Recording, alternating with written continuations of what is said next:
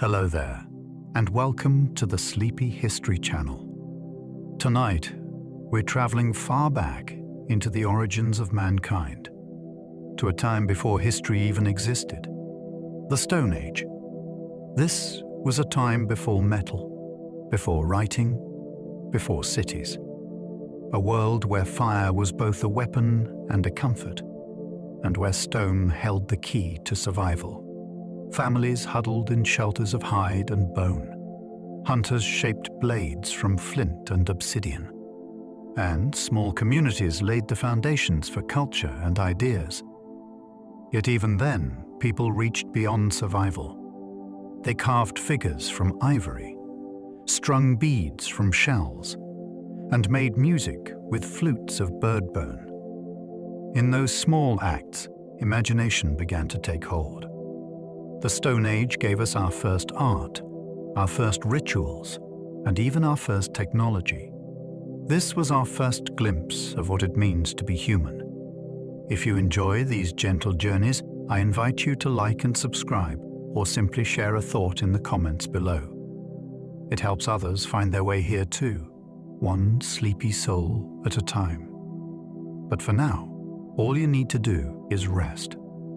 Get comfortable and allow the weight of the day to drift away as we begin our journey into the echoes and innovations of the Stone Age.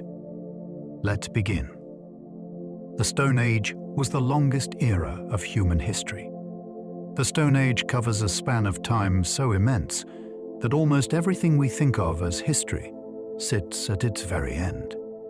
From the first simple tools chipped from rock to the rise of farming, this era stretches across millions of years. Civilizations, empires, kings, and written chronicles are tiny flickers compared to its length. The Stone Age is divided into three broad chapters. The Paleolithic, where people lived as hunters and gatherers. The Mesolithic, when groups adapted to changing climates after the Ice Age. And the Neolithic, when farming and permanent villages appeared. For generation after generation, for tens of thousands of lifetimes, humanity's entire world was stone, wood, fire, and bone. To step into the Stone Age is to realize how small our written past really is, and how deeply our beginnings are rooted in a time when even the simplest invention could change everything. Early humans crafted tools from more than just stone. The term Stone Age makes it sound as though people relied only on rock, but survival demanded far more creativity. People used bone to fashion awls and needles, antler to make sturdy picks, and wood to carve shafts for spears and digging sticks. Plant fibers became cord and rope, twisted and braided with care. Sinew from animals bound stone blades to wooden handles, while resins and tars acted like natural glue. Even bark, shells, and reeds were pressed into service. Together, these materials created a toolkit far richer than the name Stone Age suggests. A single spear might carry the effort of a dozen skills: stone knapping, fire hardening, carving, lashing, and glue making. Each invention built upon the others, showing that early humans were not just surviving, but engineering. Their ingenuity laid the foundation for the technologies that followed, proving that resourcefulness, not just raw strength, was humanity's greatest tool. The first hand axes were astonishingly symmetrical. Among the oldest known tools are Acheulean hand axes, appearing nearly 2 million years ago. These stone tools are striking not only for their function, but for their beauty. Many are shaped into perfect teardrops or ovals, their edges flaked with such precision that they look deliberate, almost artistic. These hand axes were multi-purpose, used for butchering meat, scraping hides, and cutting plants. But their symmetry suggests something deeper. Making one required foresight. The maker had to imagine the final shape and then carefully strike away flakes to reveal it. Some hand axes were made so large or so finely worked that they may not have been practical tools at all, but symbols of skill, status, or identity. They show us that even in the deep past, humans cared about design and form, not just function.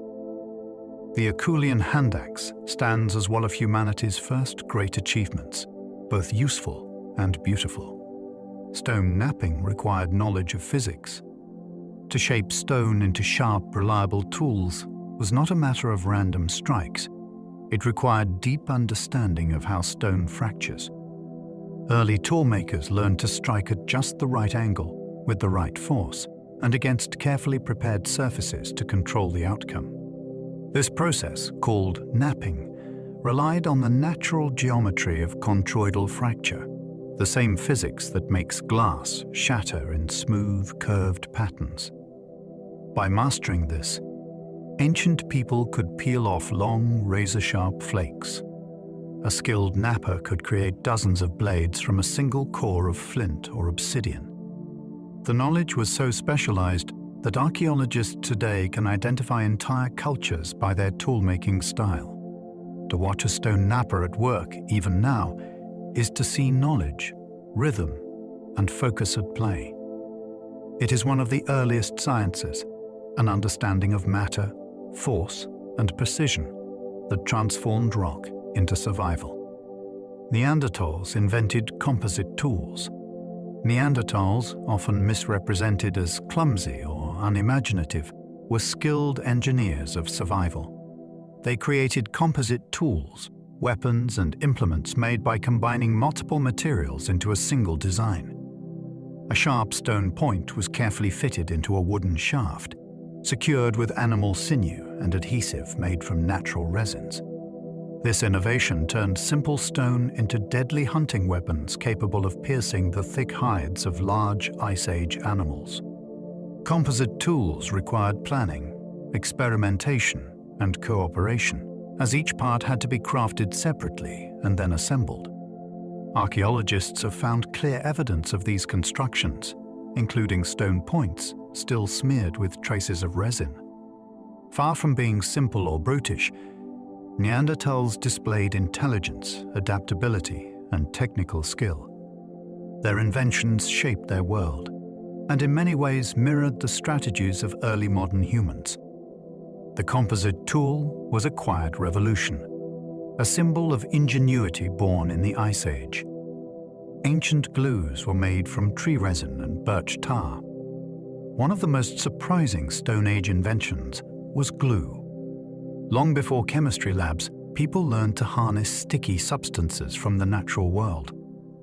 Tree resins could be heated and softened, then used to fasten stone blades onto wooden shafts. Birch tar was even more remarkable. It required controlled heating of bark in low oxygen conditions, a process similar to modern distillation. This sticky black substance could bond tools with surprising strength and durability. Creating birch tar was no accident. It demanded knowledge of fire, materials, and timing. The ability to produce adhesive on demand shows a level of experimentation and problem-solving that rivals modern invention. With glue, tools became sturdier, weapons more reliable, and the range of possibilities expanded. Something as simple as sticky black pitch reveals the remarkable ingenuity of our ancestors, who looked at trees not only for shelter or fuel, but for solutions to technical problems. People wove fibers thousands of years before farming. Textiles may seem like a late invention, but people were twisting and weaving fibers long before fields of crops appeared. Archaeologists have discovered imprints of woven cloth on clay fragments dating back more than 20,000 years, long before agriculture. Plant fibers, animal hair, and sinew were twisted into threads, then braided or woven into mats, bags, nets, and cords. This technology transformed daily life. Nets allowed for new ways of fishing and hunting. Woven bags could carry gathered plants and tools. Mats provided insulation in shelters. Later, clothing made from spun fibers added comfort and protection. Weaving required patience and dexterity, often passed down through generations as a skill set as important as tool making or firekeeping. Long before cities and farms, people were already mastering the craft of binding fibers together, a quiet innovation that wove itself into the very fabric of human survival. Some of the earliest jewelry was made from eagle talons. Long before gold or silver ornaments, people adorned themselves with what nature offered. One of the most striking examples comes from eagle talons, which were carefully collected, polished, and strung together as jewelry more than 40,000 years ago. Archaeologists have found sets of talons with wear marks that show they were once part of necklaces or bracelets. These objects had no practical function. They were purely symbolic, worn for meaning, beauty, or status. The choice of eagle talons is telling. Eagles were powerful hunters of the sky, and wearing their claws may have been a way to carry their strength, prestige, or spirit. These early ornaments reveal that even in harsh Ice Age landscapes, people expressed identity, belief, and creativity. Jewelry made from eagle talons is among the first known signs that humans sought not just to survive, but to display who they were. The oldest known art comes from cave walls. Some of the oldest surviving artworks on Earth are hidden deep within caves. Tens of thousands of years ago, people painted vivid images of animals, mammoths, bison, horses, lions, in places like Chauvet and Lascaux in France and Altamira in Spain. These paintings were made with natural pigments, like red ochre and black charcoal, applied with brushes made from animal hair or blown onto the walls through hollow bones. The detail is astonishing. Horses gallop with arched necks, bison lower their horns in challenge, lions stalk silently. These caves were more than shelters. They became vast canvases where imagination left its mark. Some images may have been part of rituals, others teaching tools, and some simply expressions of beauty. Whatever their purpose, they endure as windows into a world where art was already central to human life. Proof that creativity reaches back to the very roots of our species. Humans created portable art carved from bone and ivory. Not all Stone Age art was painted on cave walls. People also carved portable objects, sometimes small enough to hold in one hand. Figurines made from mammoth ivory, antler, or bone show humans, animals, and abstract shapes.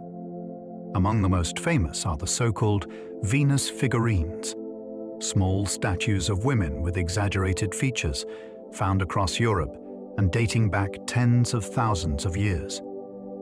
Their meaning is still debated. Were they fertility symbols, teaching aids, or simply works of expression? Other carvings depict animals in astonishing detail, from crouching lions to running horses, their forms captured with a sculptor's eye. These objects could be carried from camp to camp, traveling across landscapes as people moved. Portable art shows that creativity was not bound to place. It was part of daily life, woven into the fabric of movement and memory. In these carvings, we glimpse the first sculptures of humankind. Early flutes were carved from bird bones. Music is one of the most ancient languages we share, and it stretches back into the Stone Age. Archaeologists have found flutes carved from the hollow wing bones of birds dating back more than 30,000 years. These flutes have carefully placed finger holes, showing deliberate design and knowledge of sound. When replicas are played, they produce clear, haunting notes that echo in caverns just as they once did. Some flutes were even made from the tusks of mammoths, split and hollowed with extraordinary care. These instruments reveal that Stone Age people were not only hunters and builders, but also musicians.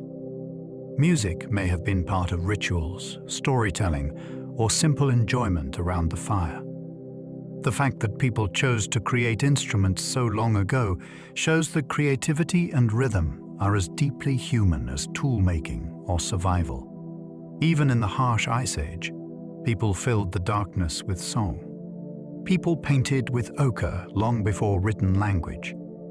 Ochre, a naturally occurring red pigment, is one of humanity's oldest artistic materials.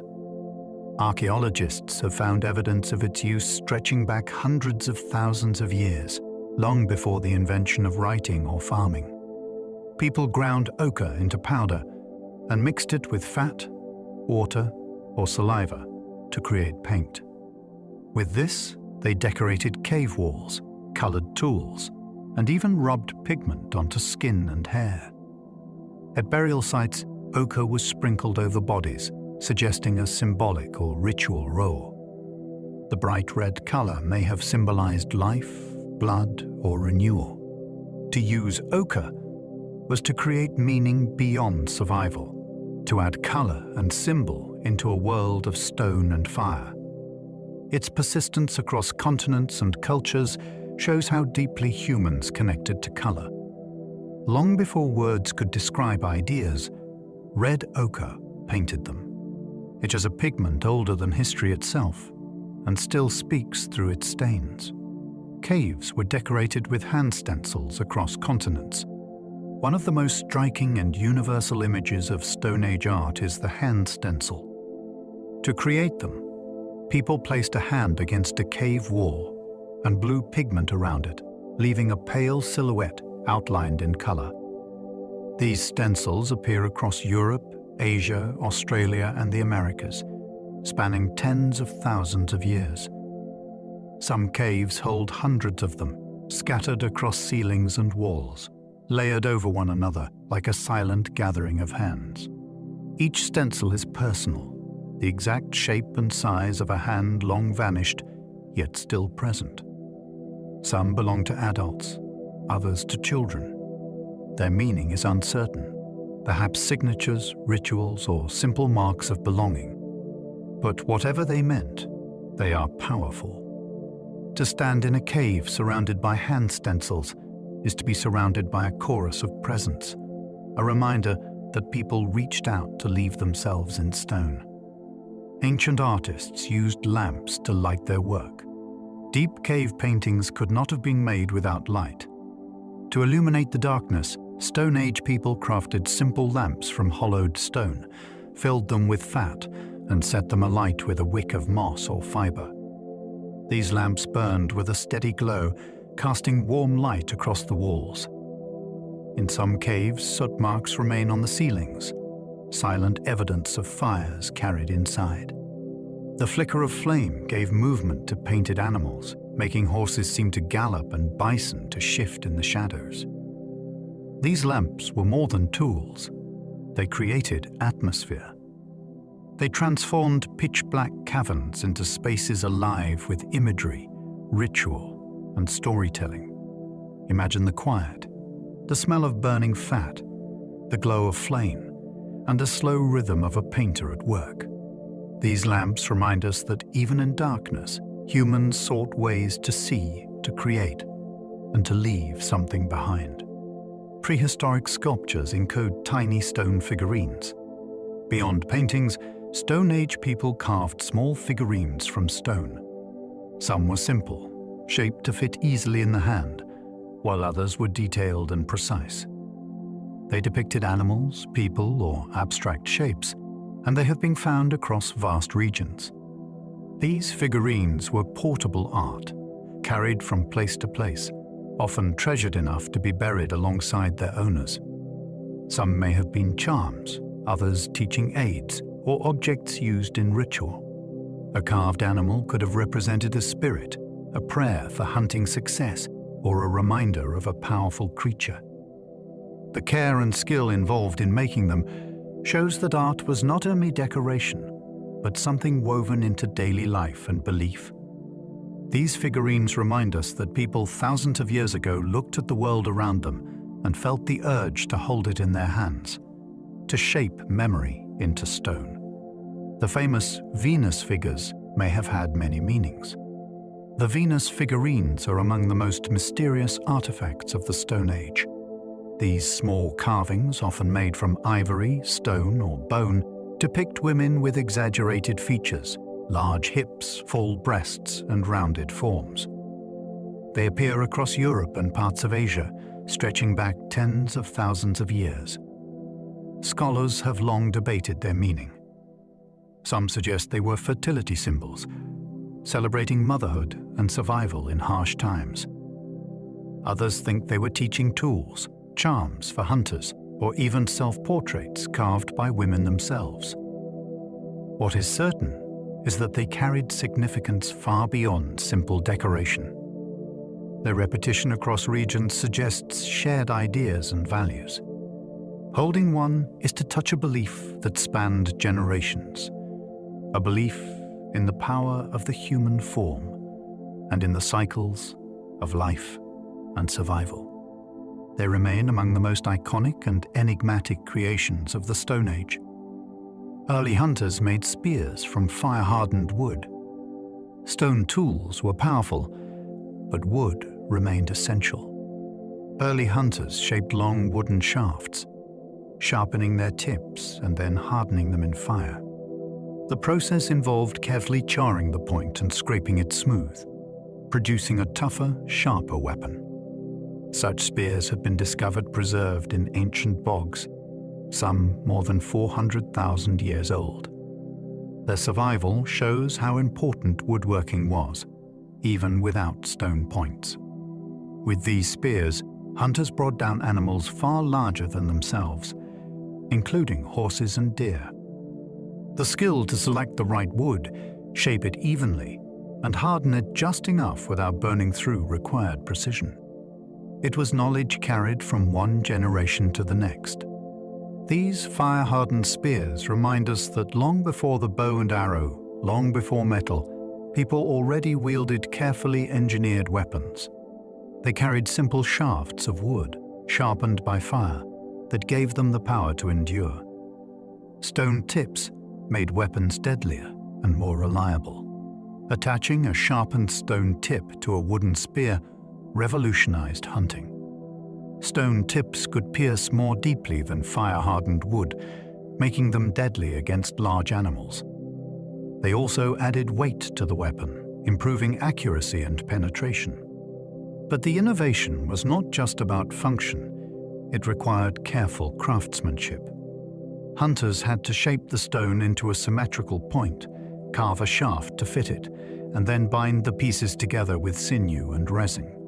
The result was a true composite weapon, combining the strengths of stone, wood, and fiber.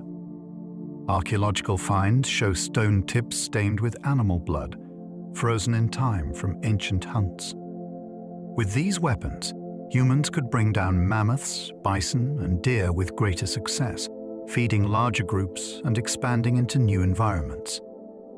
The stone-tipped spear was more than a tool. It was a leap forward in technology, changing the balance between humans and prey.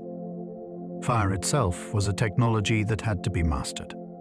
It is easy to forget that fire, so central to human life, was once a rare and precious discovery.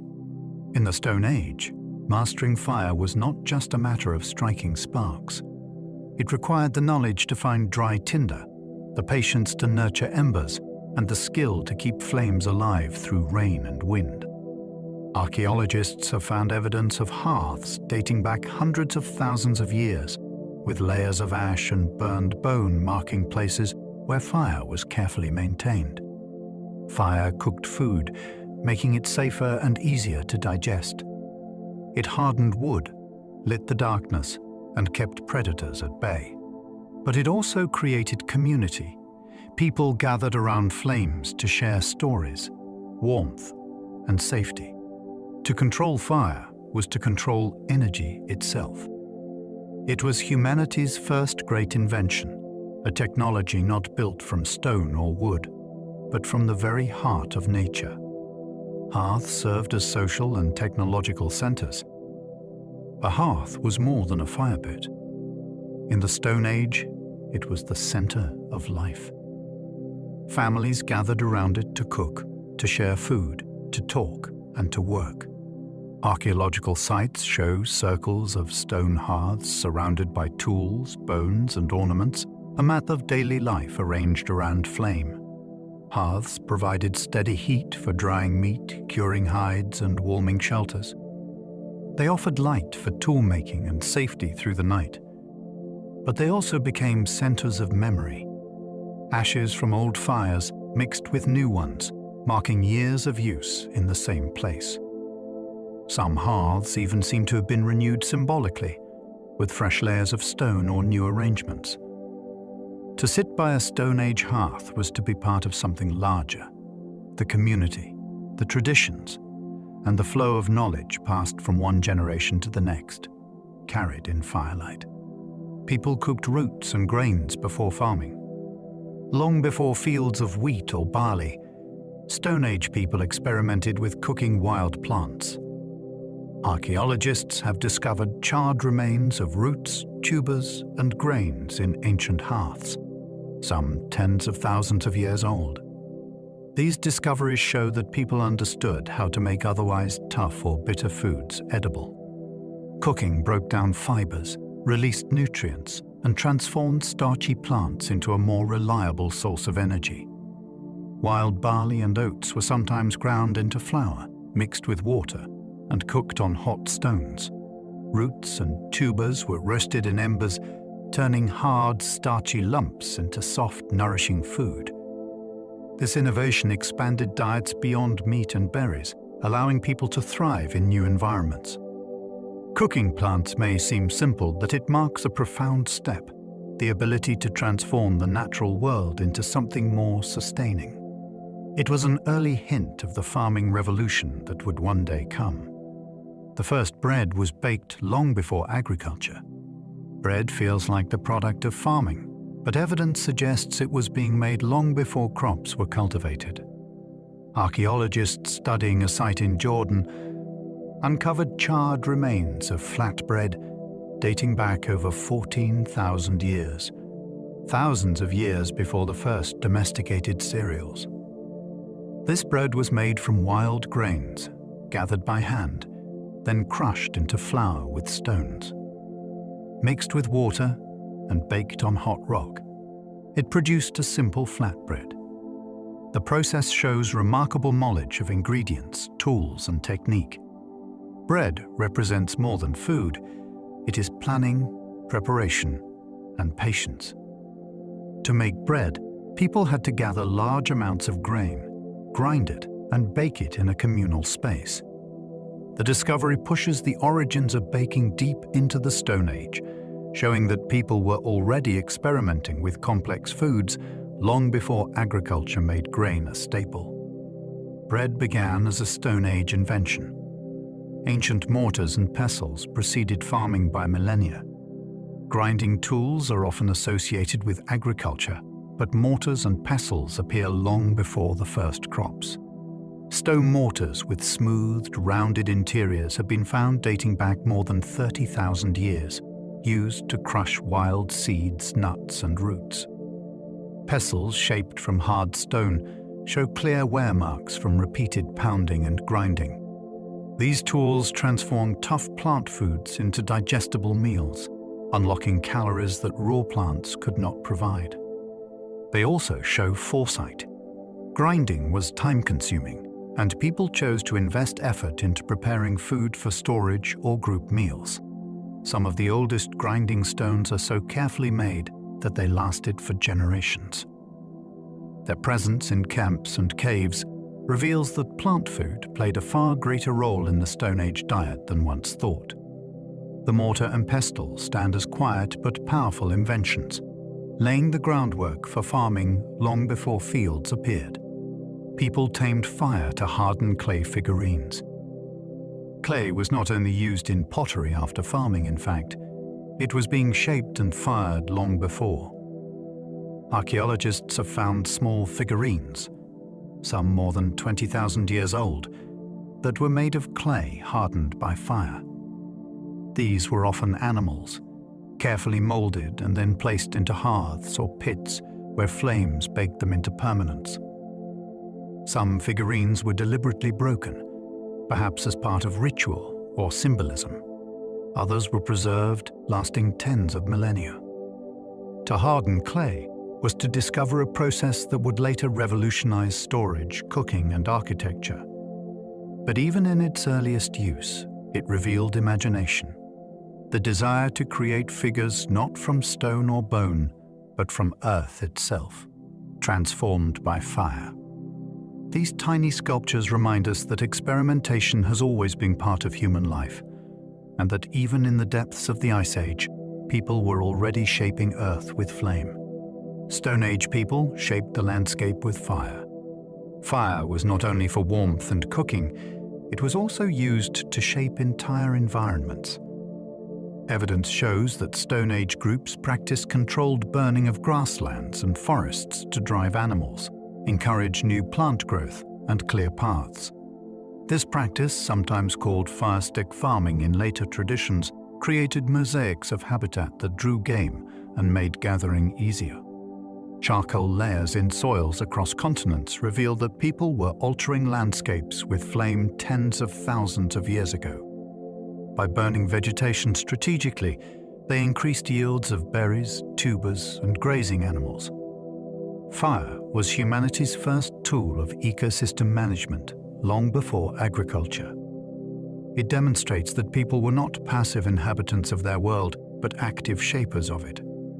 The flicker of a torch in the Stone Age was not only survival, it was the beginning of humanity's long role as a force that reshapes the earth.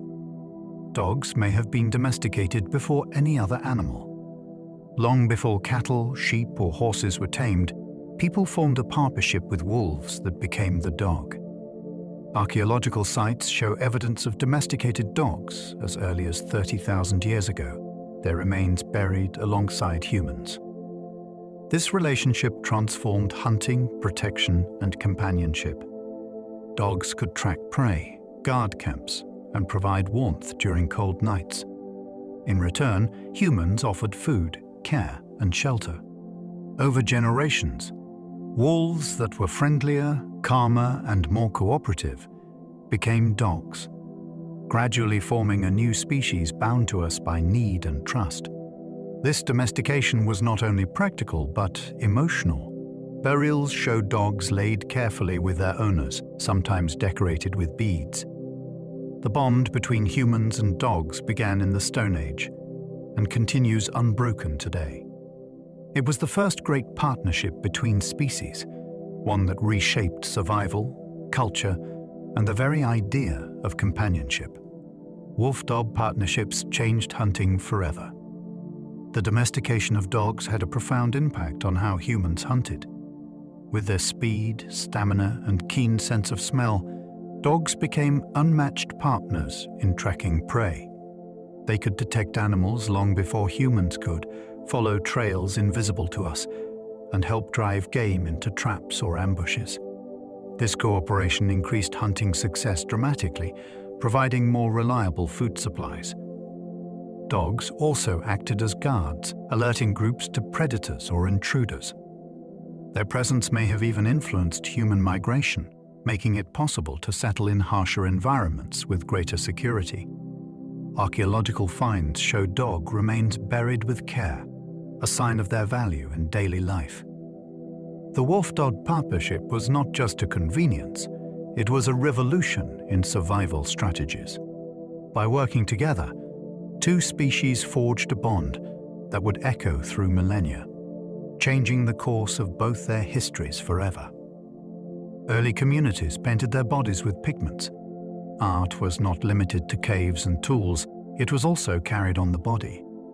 Pigments such as red ochre were used for body painting tens of thousands of years ago. People smeared designs onto skin, hair, and even clothing, creating patterns that may have marked identity, status, or ritual. Some burials show bones stained with pigment, suggesting that decorated skin was part of daily or ceremonial life. Body painting could have been used for ceremonies, hunting rituals, or group identity, much like tattoos or uniforms today.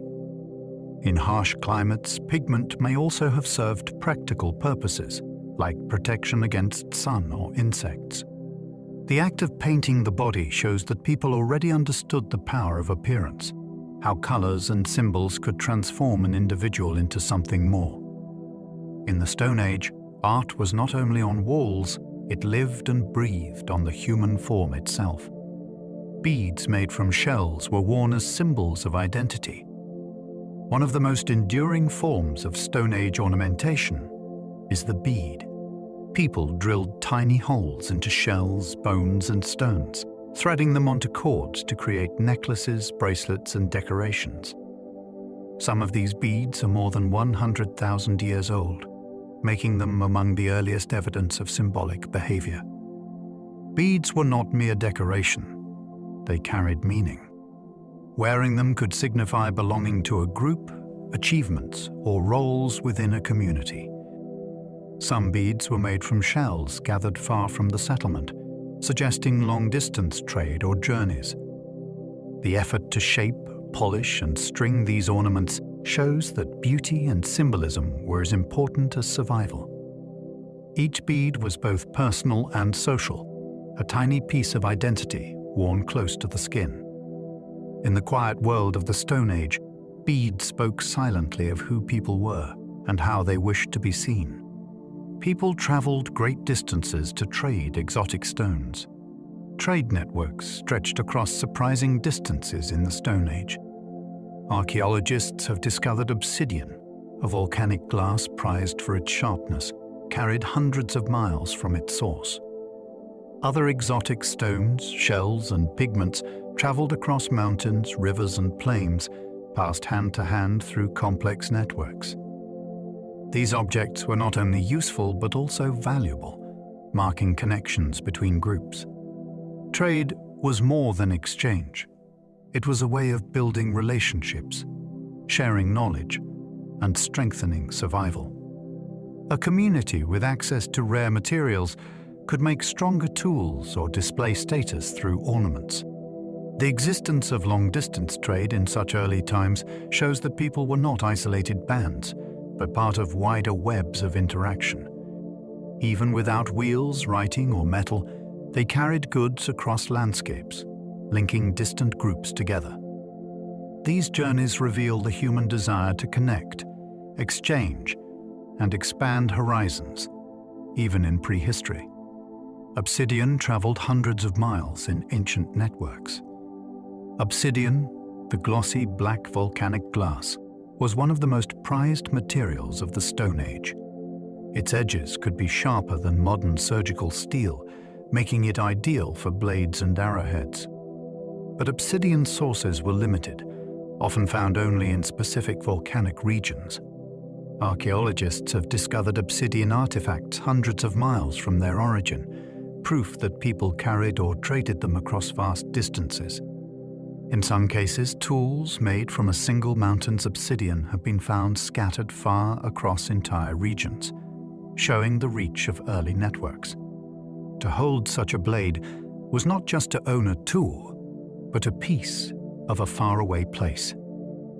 Each shard linked communities separated by rivers, mountains, and plains. This long-distance exchange reveals that Stone Age people were not isolated wanderers, but part of sprawling connections, carrying rare treasures by hand, step by step, across the ancient world. Amber was collected and traded long before cities. Amber, fossilized tree resin with its warm golden glow, captivated people long before the rise of towns or markets. In the Stone Age, beads of amber were collected from coastal regions where it washed ashore, often far from where people lived. Some of the earliest ornaments discovered are strings of amber beads, shaped and polished with care. Their beauty had no practical function. They were worn for meaning, status, or perhaps even spiritual belief. Archaeologists have found amber objects far from any natural source, proving that it traveled long distances through trade. For early people, amber may have been more than decoration. Some pieces carried trapped insects or leaves, tiny time capsules that must have seemed magical. The shimmering glow of amber, born of ancient forests and hardened into stone, was among the first precious materials people sought and carried, a symbol of beauty in a hard world. Humans carved intricate patterns into ostrich eggshells. Among the most delicate artifacts of the Stone Age are decorated ostrich eggshells, In Africa, people carved intricate geometric patterns into the shells tens of thousands of years ago. These fragments, some still whole, show carefully etched lines, crosshatches, and spirals. Ostrich eggs were not only containers for food or water, their shells became canvases. Some were used as water flasks, carried across dry landscapes with plugs of grass sealing the tops. Decorating them may have marked ownership, identity, or ritual significance. The designs suggest a symbolic language long before writing, a way of communicating or preserving tradition through pattern. To carve on eggshell was an act of precision. Too much pressure, and the fragile surface would shatter. These artifacts reveal that even the most practical objects could be transformed into art, and that creativity was already embedded in daily survival, carried in the palm of a hand. People used red ochre in burials across the world. Red ochre appears again and again in Stone Age burials. Bodies were sprinkled or painted with the pigment before being laid to rest, turning the soil around them a deep crimson. This practice is found across continents, from Europe to Africa to Asia, stretching back tens of thousands of years. The meaning is unknown, but the consistency suggests it carried profound significance. Red may have symbolized life, blood, or renewal. Perhaps it marked a return to the earth, or a way of guiding the dead into another realm. In some burials, ochre was used heavily, staining bones that remain red even today. Its presence shows that people did not treat death as an ending, but as a passage requiring care, ritual, and symbolism. The use of red ochre is among the earliest evidence of belief, proof that humans carried meaning into the grave as surely as they carried tools. Some graves contain beads, tools, and animal parts. Stone Age graves often hold more than bones. Archaeologists have discovered burials where the dead were accompanied by necklaces, beads, tools, and even animal remains. A child's grave might contain strings of beads, while an adult's burial could hold a carefully crafted weapon or a decorated bone. In some cases, the bones of animals, antlers, tusks, or even entire skulls were placed alongside humans, suggesting symbolic connections between people and the creatures they depended on. These objects were not random. They were chosen, prepared, and placed with intention. Such offerings reveal that people valued memory, identity, and perhaps even the hope of an afterlife. To bury tools and ornaments with the dead was to give them meaning beyond daily use. It shows that life in the Stone Age was not only practical survival, but also emotional, symbolic, and deeply human in its care for the departed. Ancient burials reveal care for the dead. In many Stone Age burials, the positioning of bodies shows that death was not treated carelessly. Some were laid in curled, fetal-like poses, as if returning to the position of birth. Others were arranged with care, their arms folded or their heads propped with stones. Graves were sometimes lined with stone slabs or dug into special pits. The act of burial itself required effort, especially in frozen or rocky ground, and suggests a sense of respect for the dead. Some graves show signs of repeated visits, disturbed layers of soil, additions of pigment or ornaments, implying that the living returned to honor those who had passed. These practices reveal that memory and ritual were already part of life tens of thousands of years ago. Caring for the dead marks a profound threshold. It shows that people recognized the weight of loss and sought to preserve meaning beyond death. The first known cemeteries date back tens of thousands of years. Not all burials were isolated. Some were grouped together in what may be the first cemeteries. Sites like Sungir in Russia and Kafse in Israel contain multiple burials in close proximity, sometimes with elaborate grave goods and pigments. These groupings suggest that certain places were chosen again and again for burial, creating spaces of memory and community. A cemetery is more than a practical solution. It is a statement about belonging, that the dead remain tied to the land and to one another. In some cases, children and adults were buried side by side, reflecting family ties. Others show evidence of ritual, with shared objects placed among multiple graves. The existence of cemeteries so early in history shows that people were already thinking collectively about death, identity, and place. They created not just shelters for the living, but sacred spaces for the dead, binding community across generations. Some Stone Age skulls show signs of trepanation. One of the most astonishing discoveries in Stone Age archaeology is trepanation, the deliberate drilling or scraping of holes into the human skull.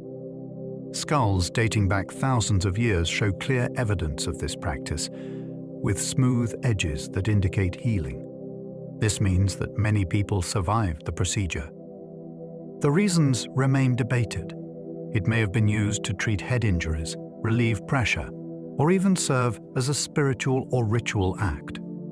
Performing trepanation required skill, patience, and knowledge of anatomy, as mistakes could easily be fatal. The survival of patients shows that these early surgeons had remarkable control. Some skulls even show multiple trepanations on the same individual, suggesting repeated treatments. Trepanation is one of the earliest forms of surgery in human history, proof that Stone Age people were not only skilled hunters and artists, but also experimental healers willing to push the boundaries of craft. Knowledge. People survived brain surgery long before writing. The survival of trepanation patients is clear in the bone itself. Around the holes cut into skulls, new bone growth forms, a sign of healing over weeks, months, or even years. This proves that the surgeries were not always fatal and that communities cared for individuals during their recovery. Imagine the challenge. No antiseptics, no anesthesia, only stone tools and firelight. Yet somehow, people survived. Some patients even lived long enough to undergo the procedure more than once.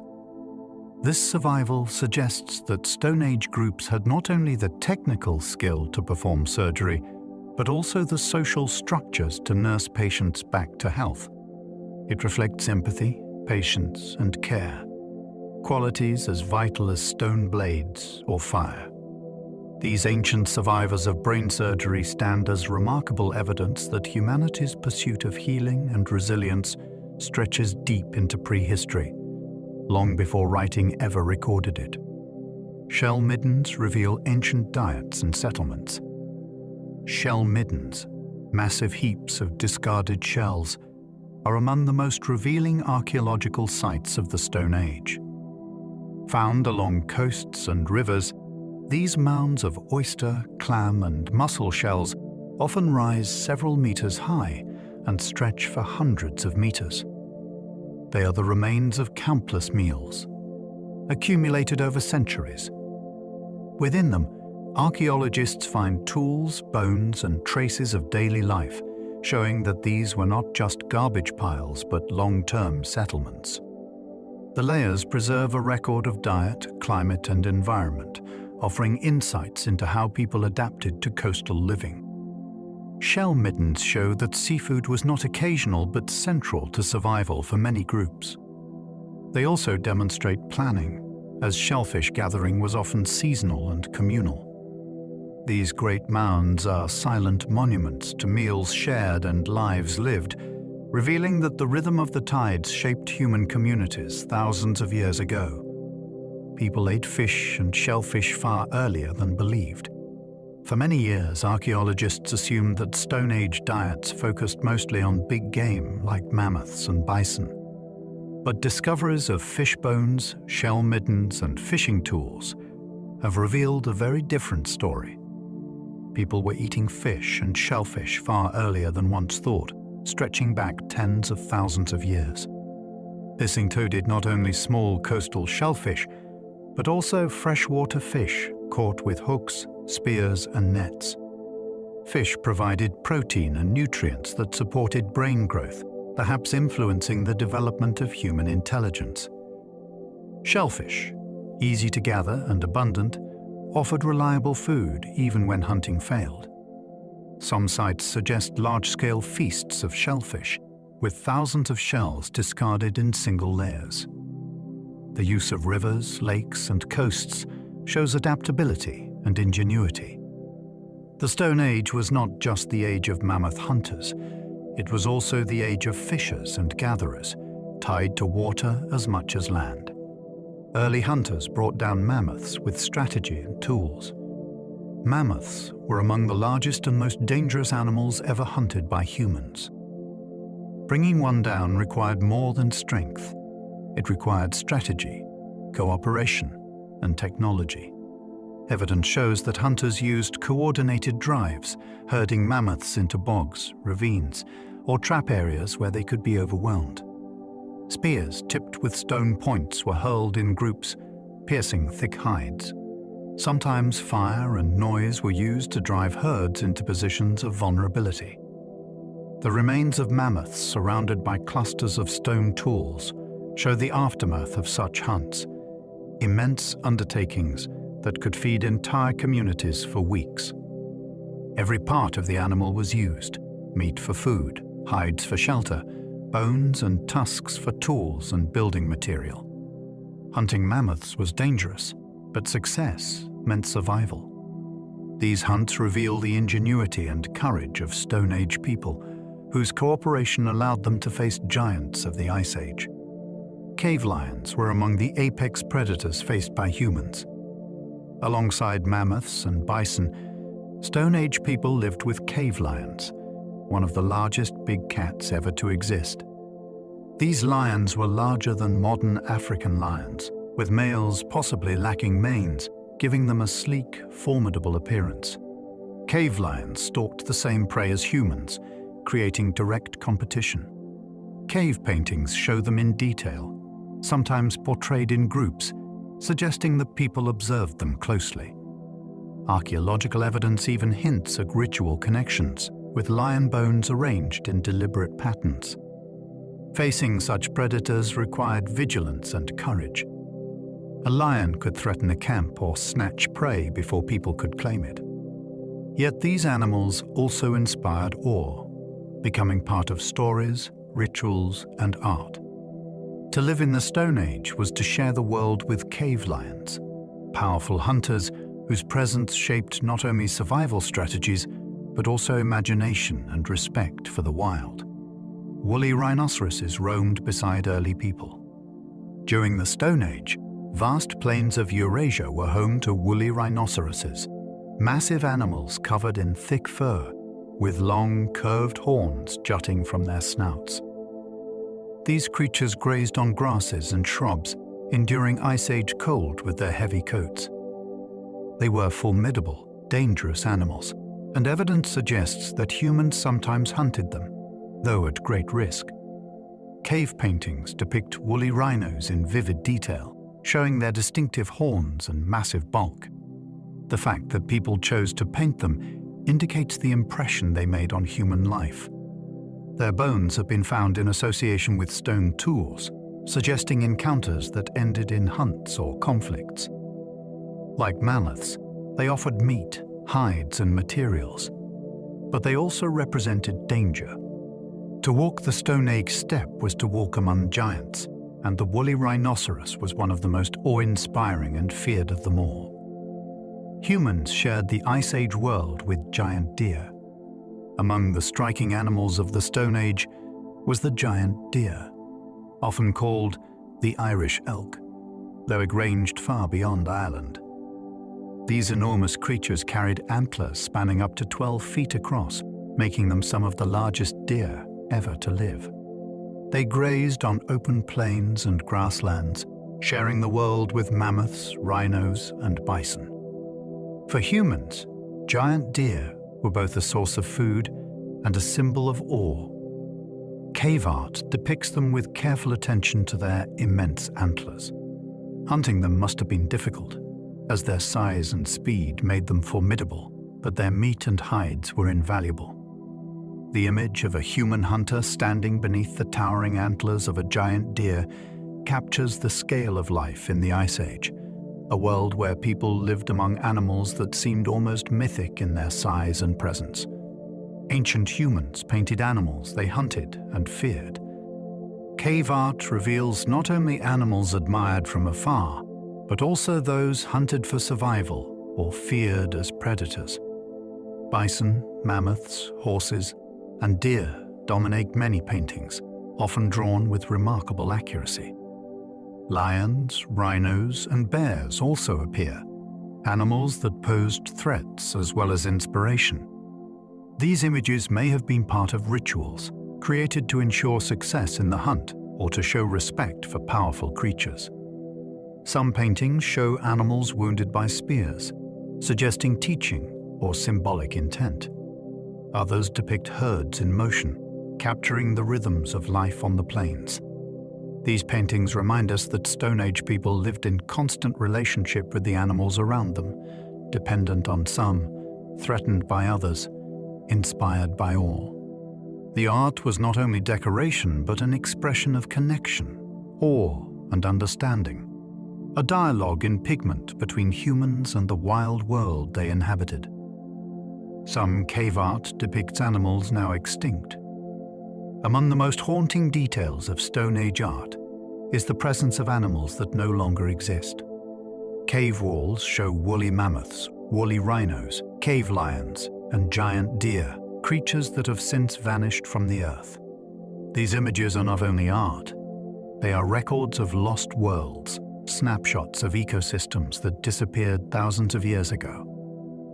For archaeologists, they provide rare glimpses into species otherwise known only from bones. For us, they are windows into the imagination of people who lived beside these animals, watched their movements, and chose to capture them in pigment. To stand before a painting of an extinct creature is to feel time collapse. Both the artist and the animal are gone, but their meeting endures on stone. These depictions remind us that art can preserve memory across ages, carrying the presence of the vanished into the present. People invented fishing hooks from bone. Fishing became a vital part of Stone Age life, and one of the most ingenious inventions was the fishhook.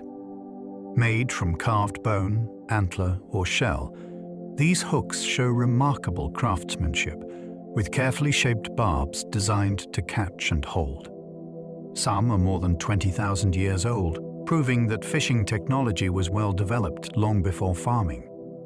With hooks, people could catch fish in rivers, lakes, and seas, expanding their diets and ensuring food security. Hooks also demonstrate planning, making them required skill, patience, and understanding of fish behavior. The presence of hooks alongside weights and net fragments suggests entire fishing systems, not just chance catches.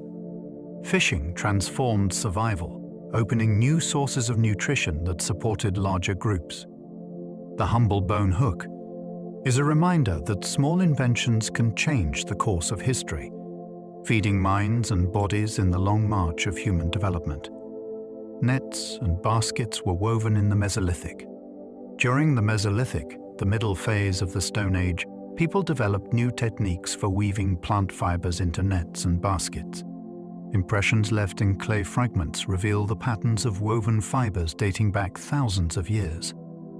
Nets allowed for efficient fishing and small game hunting, while baskets transformed gathering, making it possible to carry larger amounts of food and materials.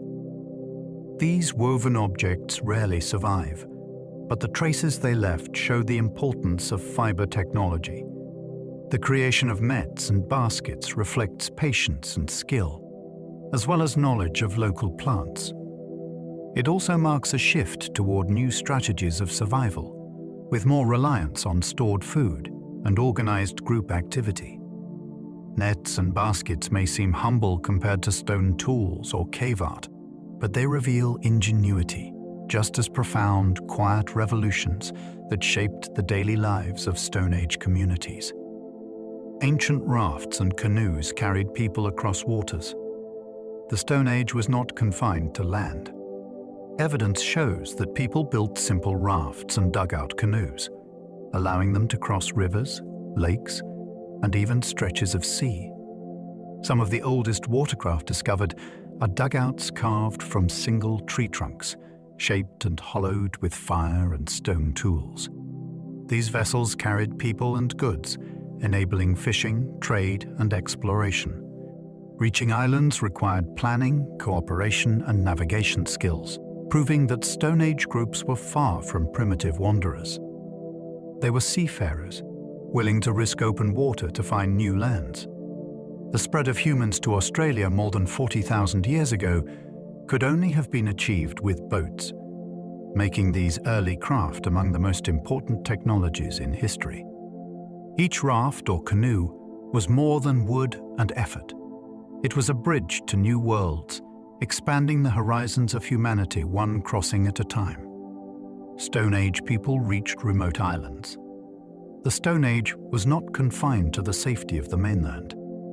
Archaeological evidence shows that people were reaching remote islands tens of thousands of years ago, well before the invention of sails or metal tools. The very act of reaching these islands required planning, skill, and courage. Stone Age people would have built rafts or dugout canoes, loaded them with food, fire, and tools, and pushed off into the unknown. Once there, they adapted quickly to unfamiliar environments, hunting new animals, gathering shellfish, and making tools from whatever local stone was available. Some of these journeys were short crossings, but others stretched across open waters that demanded real navigation skills. These voyages reveal that exploration was not a later invention of kings and empires. It was already allied in the Stone Age. Even then, humans were drawn to new horizons, carried forward by ingenuity and the courage to cross the sea. Early mariners crossed to Australia over water. One of the greatest feats of Stone Age seafaring was the colonization of Australia. More than 40,000 years ago, people traveled across open seas to reach this vast continent, bringing with them tools, fire, and knowledge. Australia was never connected to Asia by land, which means these journeys required real watercraft and navigation. Groups may have built sturdy rafts or canoes from wood and plant fibers, lashing them together with cordage. They would have needed to plan supplies, track currents, and perhaps even read the stars. Once they arrived, they adapted to entirely new landscapes filled with giant kangaroos, wombats, and enormous flightless birds. This migration shows that even in the deep Stone Age, humans were not confined by geography. They were explorers, capable of crossing seas and transforming new environments into home. The crossing to Australia stands as one of the earliest and boldest chapters in humanity's journey. The first colonization of the Americas happened in the Stone Age. The Americas were the last great continents to be settled by humans during the Stone Age. Evidence suggests that people crossed from Siberia into Alaska more than 15,000 years ago, when lower sea levels exposed the Bering Land Bridge. But even this land bridge required extraordinary endurance. Vast, icy plains stretching hundreds of miles, populated by mammoths, bison, and wolves. Other theories propose that some groups may have hugged the Pacific coast in boats, following shorelines rich with fish and shellfish. However they came, the first Americans carried Stone Age tools, fire, and traditions into a new world. They spread rapidly from Arctic tundras to tropical forests, adapting with astonishing speed. Within a few thousand years, humans lived from the tip of South America to the frozen north.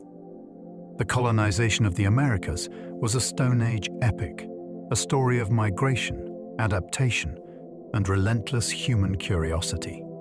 Humans adapted to Arctic environments with furs and tools. The Ice Age forced humans into some of the harshest conditions imaginable. In the frozen Arctic, survival depended on ingenuity. People hunted reindeer, mammoths, and seals, animals that provided both food and vital materials. Skins were scraped, softened, and sewn into warm clothing, layered against bitter winds. Bone and antler were carved into needles, awls, and spear points, while snow and ice themselves became building materials for temporary shelters. Fires burned in carefully protected hearths, fueled by bone and fat when wood was scarce. Hunting strategies had to account for animals in migration, requiring seasonal camps and constant movement. Archaeological sites show that humans not only survived in Arctic environments, but thrived, developing cultures deeply connected to ice and snow. These adaptations prove that even without metal or wheels, humans were capable of extraordinary resilience. The Arctic was not a barrier, it was a challenge that people overcame with ingenuity.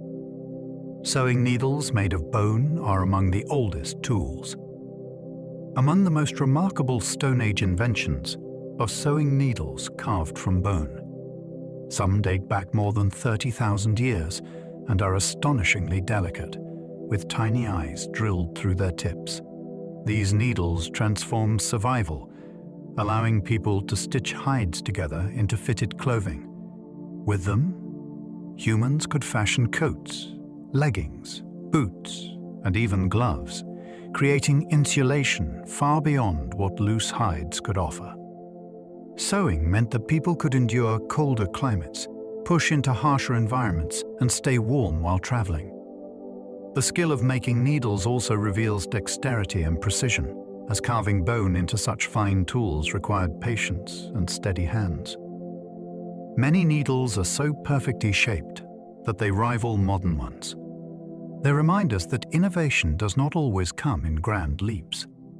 Sometimes it is a small, humble tool, no bigger than a finger, but opens entire new worlds of possibility. Clothing transformed survival in harsh climates. Before tailored clothing, people relied on draped hides for warmth. But with the invention of sewing, Stone Age communities could create garments fitted to the human body, allowing for movement and greater insulation. Clothing became one of the most transformative technologies of the age. It turned icy plains into habitable lands and enabled migration into Arctic regions where unprotected humans would not survive. Clothing also became a canvas for identity, decorated with beads, fringes, or pigments to show status or belonging. Some burials reveal individuals adorned with stitched garments covered in ornaments, proof that clothing held symbolic meaning as well as practical value. The ability to dress for survival was as vital as fire or tools. With stitched clothing, people wrapped themselves not only in hides but in ingenuity, proof that adaptation was as much about invention as it was about endurance. Footprints preserved in mud reveal family journeys. In some places, Stone Age people left behind traces more intimate than tools or bones. Footprints, preserved in mud, ash, or clay. These fossilized tracks capture moments in time tens of thousands of years old. One site in Tanzania shows a group walking together across wet ground, adults and children side by side. In New Mexico, a long trail of prints reveals individuals carrying loads, pausing and continuing on, a frozen record of a journey. These tracks are astonishing because they are not artifacts, but direct evidence of movement, preserved like photographs in stone. They show gait, speed, even pauses and stumbles. Some prints are so detailed that you can see the toes, arches, and slips in the mud. These footprints remind us that the Stone Age was not only tools and art, but real people moving through landscapes, families, children, and groups, leaving their marks step by step. Some tracks show children playing beside adults.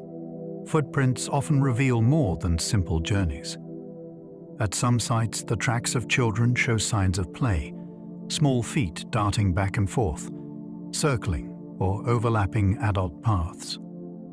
In one famous discovery in France, children's prints alongside torch marks suggest they explored caves together, running, pausing, and perhaps even laughing in the dark. These tracks capture joy, curiosity, and the daily rhythm of family life in the Stone Age. They remind us that children were part of every community, learning and exploring alongside adults. Archaeological sites are filled with tools and weapons, but footprints tell another story. That people laughed, played, and lived as families, just as we do today. The survival of such fleeting evidence is rare, but when found, it bridges the gulf of time. Across tens of thousands of years, children's playful steps still ripple with life, reminding us of the humanity we all share. People left handprints in caves for millennia. Beyond paintings of animals, caves around the world are marked by human hands. People pressed their palms against stone walls and blew pigment around them, leaving behind negative handprints. These images appear from Europe to Asia, Africa to the Americas, spanning tens of thousands of years. Some caves hold hundreds of them, clustered like silent gatherings. Each hand is unique, personal, and enduring, the shape of an individual who lived long ago. Some belong to adults, others to children, and some may even have been repeated as rituals across generations. Their purpose remains a mystery. Were they signatures, rites of passage, or spiritual symbols? Whatever their meaning, they are hauntingly direct. To stand before them is to meet the outline of another human being, unchanged by time, the hand still reaching out across millennia, preserved in stone and pigment. Ancient footprints in Britain are nearly 1 million years old. On the coast of Britain, shifting tides once revealed a discovery almost beyond belief: human footprints nearly 1 million years old. Preserved in ancient mud, these tracks belong to a small group: men, women, and children, walking along a river estuary. The impressions were fragile, lasting only days once exposed, but they were documented before the sea erased them again. These prints predate modern humans, likely belonging to an earlier species of hominin living in northern Europe during a warmer interglacial period.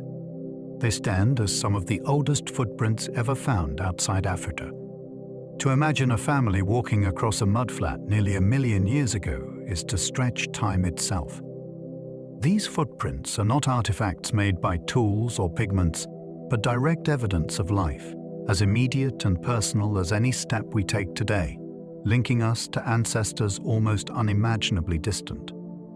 Stone Age campsites preserve hearths and post holes.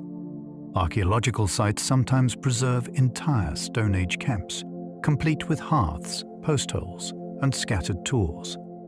These traces reveal how people arranged their lives. Hearths marked the center of daily activity, where meals were cooked and warmth was shared. Post holes show where wooden supports once stood, holding up shelters of hide, bark, or bone. Around them, stone flakes, animal bones, and ornaments mark the remains of tasks: butchering, tool-making, or weaving. Some camps were seasonal, set up near rivers during salmon runs or along plains during migrations of game. Others were longer-term, used year after year, building up layers of ash and debris. Each site is like a snapshot of a community, frozen in soil and stone. These camps remind us that Stone Age life was not aimless wandering. It was organized, social, and patterned, centered around hearths and homes that anchored people in their landscapes. Temporary huts were built from mammoth bones. In the cold expanses of Ice Age Europe, some groups built remarkable shelters from the bones of mammoths. Circular huts made of tusks, skulls, and massive bones were arranged carefully and covered with hides to keep out the wind. Some were decorated with carved bones or painted with pigments, turning them into more than simple shelters. Inside, hearths glowed and families gathered, protected by the very animals they once hunted. These structures reveal both ingenuity and respect. Turning bones into architecture required planning and cooperation. Archaeologists have found entire villages of mammoth bone huts, showing that people could build stable, long-lasting dwellings in even the harshest climates.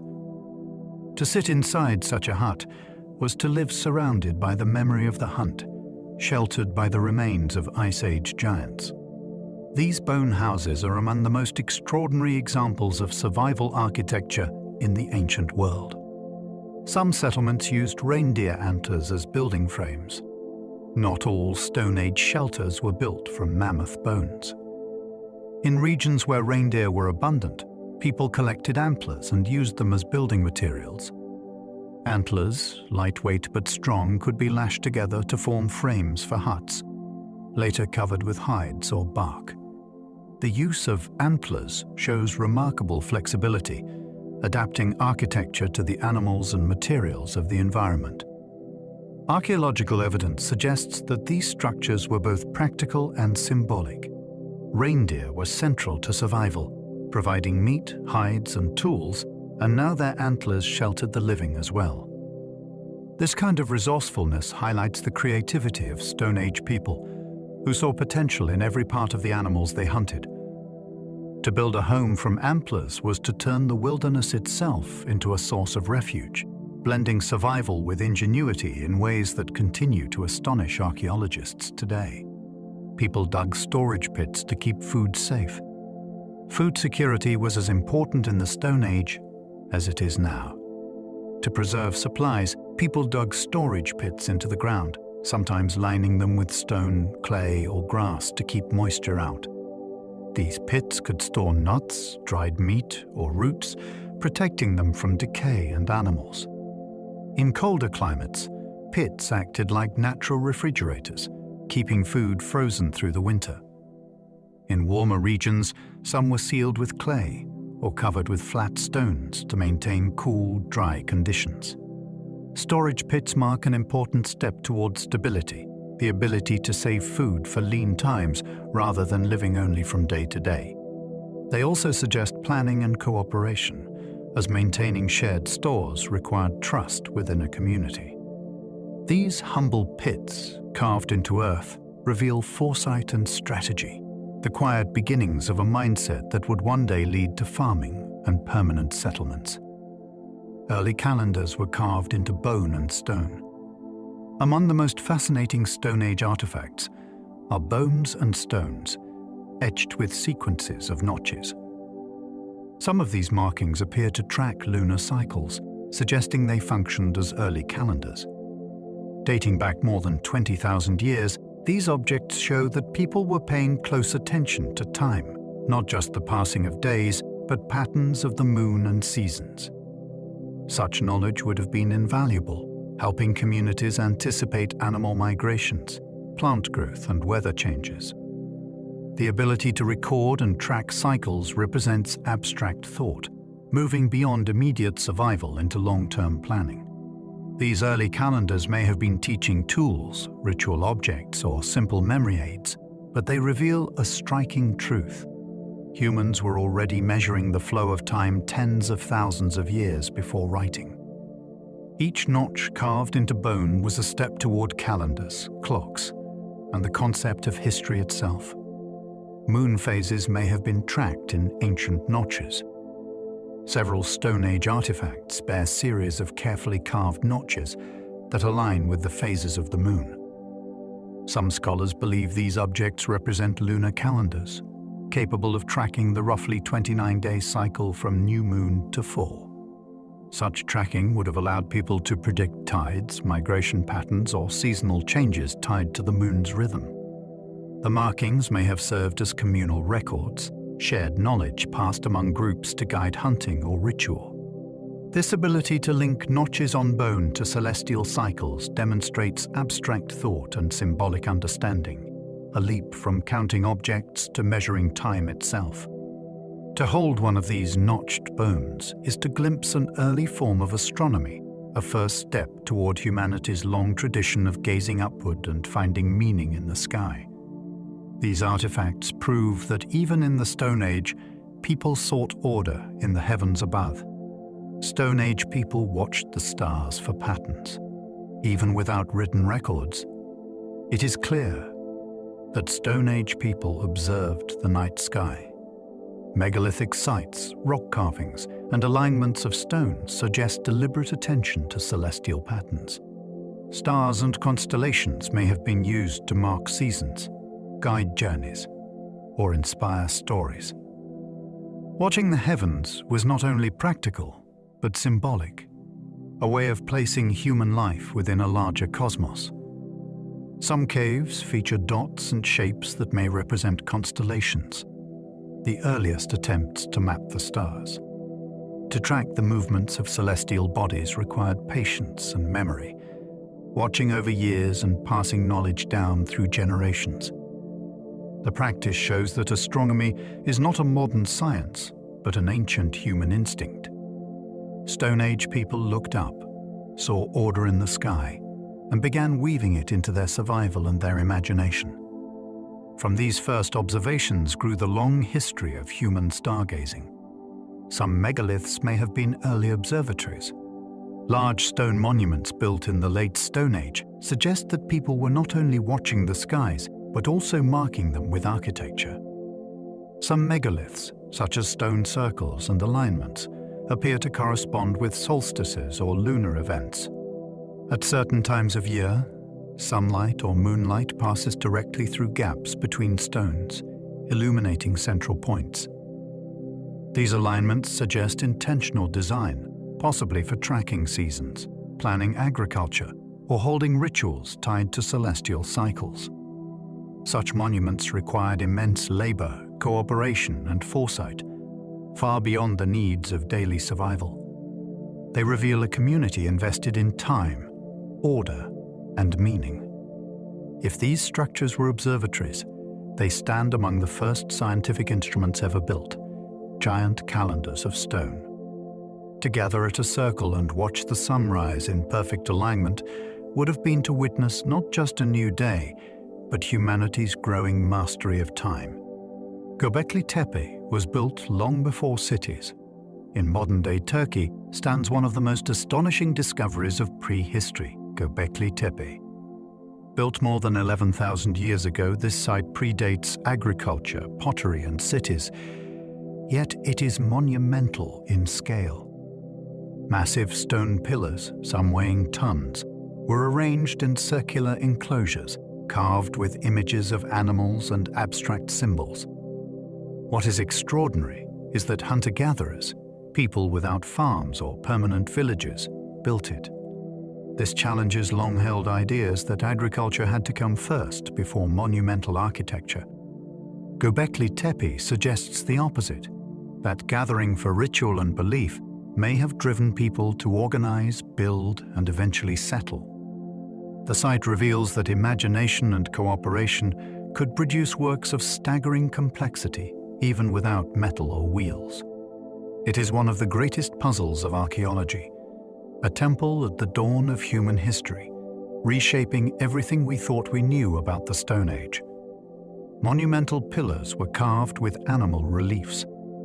The pillars of Göbekli Tepe are not bare stone. They are covered in detailed relief carvings of animals, lions, snakes, vultures, wild boars, and foxes. These images are vivid, sometimes stacked in layers, sometimes arranged in deliberate sequences. The carvings suggest stories, myths, or symbols now lost to us, but clearly important to the people who made them. To carve such figures into stone required immense effort, precision, and artistic vision. These were not simple decorations, but part of a symbolic system that bound communities together. The reliefs reveal that art in the Stone Age was not confined to caves or figurines. It was monumental, public, and shared. Standing among the pillars surrounded by carved animals must have felt like stepping into a world where humans and creatures intertwined. These carvings remain among the oldest surviving monumental artworks on Earth, testimony to belief and imagination in the Stone Age. The first temples preceded agriculture. When we think of temples, we often imagine them rising in cities built by farmers and kings. But astonishingly, the very first temples came before farming itself. At sites like Göbekli Tepe in modern-day Turkey, hunter-gatherers built enormous ritual enclosures more than 11,000 years ago. long before the domestication of wheat or livestock. These structures, made of towering carved pillars, show that spiritual or communal gathering may have been a driving force in human organization. Instead of agriculture leading to temples, temples may have led to agriculture, with people gathering for ritual, staying longer, and gradually learning to tame plants and animals nearby. This flips the story of civilization on its head, showing that imagination, ritual, and belief were just as powerful as survival needs in shaping history. The world's first temples remind us that community and meaning were as essential as food itself.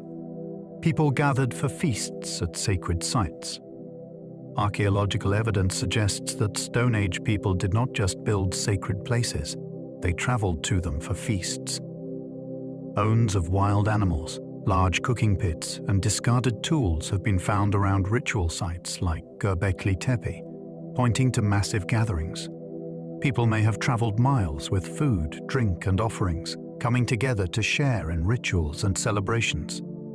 These feasts were more than meals. They were moments of bonding, exchange, and identity.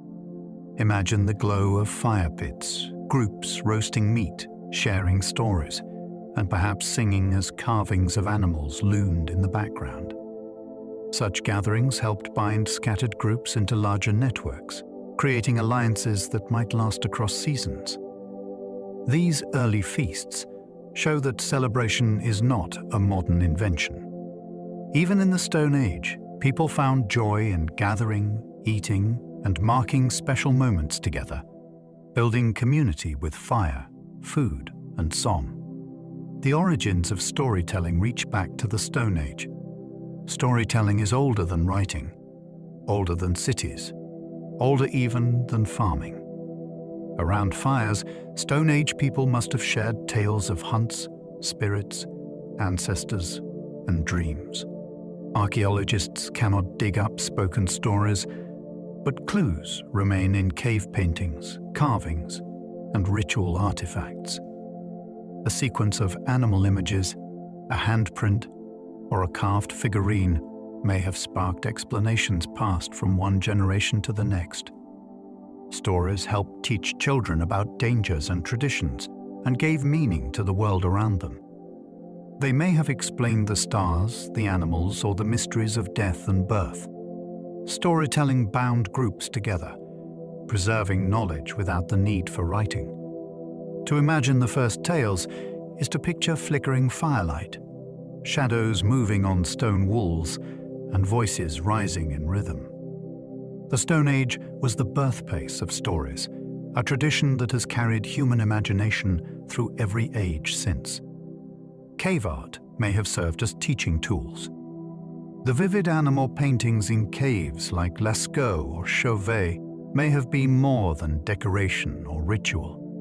Some scholars believe they were teaching tools. The way animals are drawn in motion, heads lowered, legs bent, or spears painted striking them, may have been lessons for young hunters.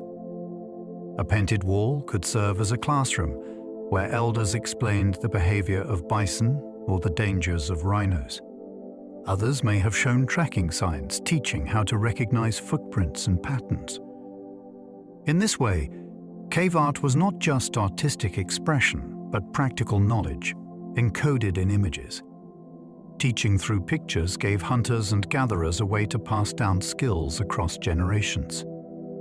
Standing in a painted cave, you can almost imagine voices echoing as someone explained, "This is how they move. This is how they fall." Stone Age walls may have been the first blackboards. Some paintings show human-animal hybrids. Among the most mysterious images of the Stone Age are figures that seem half human, half animal. Cave paintings and carvings reveal beings with human bodies, but the heads or features of lions, birds, or deer. These hybrid forms may represent shamans in trance, imagining themselves merging with animal spirits. They could also reflect myths or rituals now lost, where humans blurred the boundary between themselves and the wild creatures they depended on. The famous lion-man figurine from Germany, carved more than 30,000 years ago, shows a human with the head of a great cat. Such figures suggest a world where imagination was boundless, and where people saw themselves not as separate from nature, but deeply entangled with it. These hybrids may have been the first gods, spirits, or heroes, born in the minds of people who dreamed of transformation and connection with the living world. People imagined mythical creatures tens of thousands of years ago. Long before dragons, griffins, or unicorns appeared in written myths, Stone Age people were already imagining beings that never existed. Human-animal hybrids, fantastical carvings, and symbolic figures showed that imagination reached beyond the real. Some images may represent dreams, visions, or ritual hallucinations, given form in pigment and stone. The creation of mythical beings reveals the birth of abstract thought, the ability to picture something that does not exist and share it with others. These creatures may have been protectors, teachers, or symbols of power, carrying meaning that we can only guess at today. They prove that creativity and invention are not recent traits, but fundamental to humanity. To imagine a creature of spirit and flesh, half real and half imagined, is to step into the very beginnings of myth, proof that the roots of fantasy stretch back tens of thousands of years. Ritual masks were carved from stone. In some Stone Age sites, archaeologists have uncovered masks carved from stone, with hollowed eyes and stylized features. These masks are among the earliest evidence of ritual performance. Worn during ceremonies, they may have transformed the wearer into an ancestor, an animal spirit, or a supernatural being. Masks served as bridges between the human and the spiritual, allowing participants to step outside themselves. Their creation required both skill and imagination, shaping stone into a face that could inspire awe or fear. Masks may have been used in dances, funerals, or rites of passage, with firelight making their features flicker and shift. To wear a mask was to take on another identity, to move in both the world of people and the world of spirits. These ancient masks remind us that ritual performance and transformation have been part of human culture since its earliest days. Shamanic figures appear in prehistoric art. Among the many images of animals in Stone Age caves, some show figures that appear shamanic, human forms dressed in animal skins, antlers, or feathers. These figures may represent spiritual leaders, healers, or mediators between the living and the unseen. In societies without written language, shamans carried knowledge of plants, healing, and rituals, guiding communities through birth, death, and uncertainty. The art shows that these roles were not hidden but celebrated, placed alongside mammoths and lions as vital parts of existence. Some depictions show dancing or altered states, suggesting trance rituals where shamans imagined themselves crossing into other realms. These figures hint at the earliest roots of religion and spirituality, the idea that some people could travel beyond the ordinary and return with wisdom. In their painted forms, we see humanity's first attempts to capture the sacred roles within their communities. Ancient people may have used music in ritual. Music, like art, seems inseparable from the human spirit, and its roots stretch deep into the Stone Age. Bone flutes, drums made from stretched hides, and rattles of shells or seeds may have been used in ritual gatherings.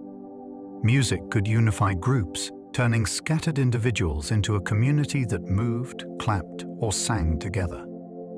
In ritual, sound could guide trance states, echo through caves, or call upon unseen powers. Imagine firelit ceremonies where voices rose in rhythm, echoing off stone walls as carvings of animals watched in silence. Music did not need written notes to carry meaning. It could express joy, fear, longing, or reverence in ways words never could. The presence of instruments alongside ritual sites suggests that music was woven into ceremony from the very beginning. To create music in the Stone Age was to connect with each other, with nature, and perhaps with the divine. Flute songs could have echoed in painted caves. Some of the earliest flutes discovered were carved from bird bones more than 30,000 years ago. These delicate instruments have carefully drilled holes, allowing players to produce multiple notes. In the hands of Stone Age musicians, they could create haunting melodies. Imagine standing in a dark cave, fire flickering against painted walls as the sound of flutes fills the air. The cave itself would have acted as an amplifier, echoing notes through chambers and passages. The music, combined with art and ritual, must have created powerful, unforgettable experiences. These songs were not recorded, but the instruments remain, silent, until played again by modern hands. When researchers reproduce them, the sound is eerie and beautiful, a reminder that the impulse to make music has always been with us. Long before orchestras or choirs, the first flute songs rose in painted caves, carried into eternity by stone and bone. Children likely learned by watching toolmakers. In the Stone Age, there were no schools or textbooks. Children learned by watching, listening, and imitating. Archaeological sites reveal piles of poorly made stone flakes alongside expert tools, suggesting that children practiced napping under the guidance of elders. These mistakes are priceless clues, showing how skills were passed down. Children may have gathered around while parents shaped blades, learning the angles, the strikes, the feel of stone splitting in the hand. They learned to sew by watching hides stitched, to hunt by trailing older hunters, to gather by exploring with families. Learning was immersive, woven into daily life. This process ensured that knowledge did not die with one generation but flowed continuously across time. Every child's clumsy first flake was part of a tradition stretching back millennia, a quiet apprenticeship that shaped survival and innovation in the ancient world. Skills were passed down over generations.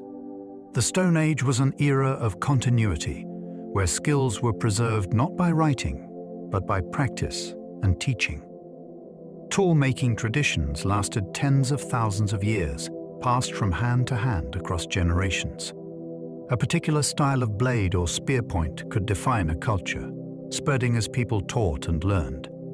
The persistence of these traditions shows the strength of oral knowledge, memory, and demonstration. In every hearth circle, children absorbed skills from parents and grandparents, ensuring survival. Some techniques, like the levelwire method of shaping flakes, required remarkable precision and planning, yet they were preserved across centuries. This continuity speaks to human patience and shared effort. In a world without books, people themselves were the libraries, carrying knowledge in their hands and minds. Skills lived on in muscle memory, preserved in each strike of stone and each stitch of hide. Stone tool styles can identify entire cultures. Archaeologists can often recognize entire cultures by the style of their stone tools. Distinct shapes, techniques, and preferences mark groups across time and space. A hand axe from Africa, a microlith from Europe, or an obsidian blade from the Near East speaks of the people who made it. These styles were not random but taught, repeated, and perfected, becoming cultural signatures. The presence of a particular tool style in a new region often reveals migration, trade, or contact between groups. For example, the Clovis points of North America are instantly recognizable, spread across the continent in just a few centuries. Tools were as much about identity as utility, reflecting choices passed down across generations. To hold a stone blade is to glimpse not only an individual craftsman, but an entire culture's tradition, carried in shape, skill, and memory through the ages. Distinct traditions spread across continents. The Stone Age was not a uniform period. Different regions developed their own tool traditions, art styles, and survival strategies. These traditions spread across vast areas carried by migration, trade, or imitation. A flint knapping method from one valley could appear hundreds of miles away, evidence of ideas traveling with people. This shows that even without writing, humans shared knowledge widely. Some traditions endured for millennia, unchanged, while others evolved rapidly as groups adapted to new environments. The spread of traditions also reveals networks of contact, paths where stories, tools, and innovations flowed. Far from isolated, Stone Age cultures were connected, exchanging ideas across mountains, rivers, and deserts. Distinct traditions remind us that diversity and exchange have always been part of humanity's story, shaping not only survival, but the rich variety of expression that defines us as a species. The levelware technique produced predictable flakes. One of the most sophisticated stoneworking methods of the Stone Age was the levelware technique. Instead of striking stone randomly, toolmakers prepared a core with careful shaping, then struck it to remove a flake of a predetermined size and shape. This required foresight, planning, and precise control. The result was flakes that could be sharper, longer, and more uniform than those produced by simpler methods. The technique was used by Neanderthals, as well as early modern humans, showing advanced intelligence across species. Mastery of levelware knapping transformed toolkits, allowing more effective hunting and processing of food. It also reflects a leap in abstract thought, the ability to imagine a desired outcome and work backward to achieve it. To watch such a toolmaker at work would have been like seeing an artist or engineer in motion, transforming rough stone into finely crafted survival instruments. Microliths became the building blocks of composite tools. As the Stone Age advanced, people began making microliths, tiny, razor-sharp blades only a few centimeters long. On their own, they were too small for heavy tasks, but they were revolutionary when combined. Microliths could be set into wooden shafts with resin and sinew, creating arrows, spears, or cutting tools with replaceable edges. This modular approach meant that broken parts could be replaced easily, and weapons could be customized for different uses. Microliths also allowed lighter, more efficient hunting gear, transforming the way people pursued game. The innovation reflects not only skill but systems thinking, seeing how small parts could form a greater whole. Composite tools built from microliths spread widely, appearing in cultures across Europe, Africa, and Asia. These tiny shards of stone carried enormous power, marking a step toward the complex technologies that would one day define human ingenuity. Stone blades could be longer than a human hand. Not all Stone Age blades were small. Some stone blades produced in the Upper Paleolithic were astonishingly long, more than 20 centimeters, longer than a human hand. Creating such blades required skillful preparation of large flint cores and precise control of striking angles. These long blades could be used directly as knives or reshaped into smaller tools, providing great efficiency. Their size also made them symbols of craftsmanship, demonstrating the maker's expertise. To produce such a blade was to show mastery over material and technique, pushing stone to its limits. Holding one feels almost modern in its sharpness and elegance, challenging our assumptions about primitive technology. These long blades remind us that the Stone Age was not crude or clumsy, but filled with artisans who could coax extraordinary precision and beauty from stone, creating tools that rival the sharpness of steel knives thousands of years before metalworking. Obsidian blades can be sharper than modern steel. Among the most extraordinary tools of the Stone Age were obsidian blades. obsidian, volcanic glass, fractures at the molecular level, producing edges so sharp they can rival or even exceed modern surgical steel. Some studies have shown obsidian blades cutting with edges only a few molecules thick, far sharper than any metal knife.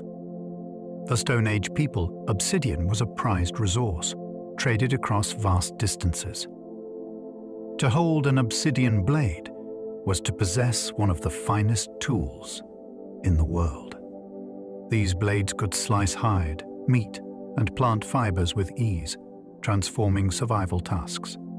Obsidian's sharpness also carried symbolic weight, its glossy black surface gleaming like polished gemstone.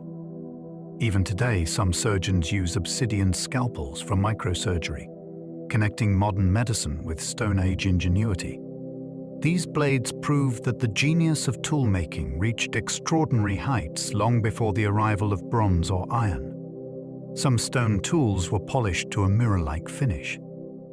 While many stone tools were flaked and sharp-edged, others were ground and polished until they gleamed like mirrors.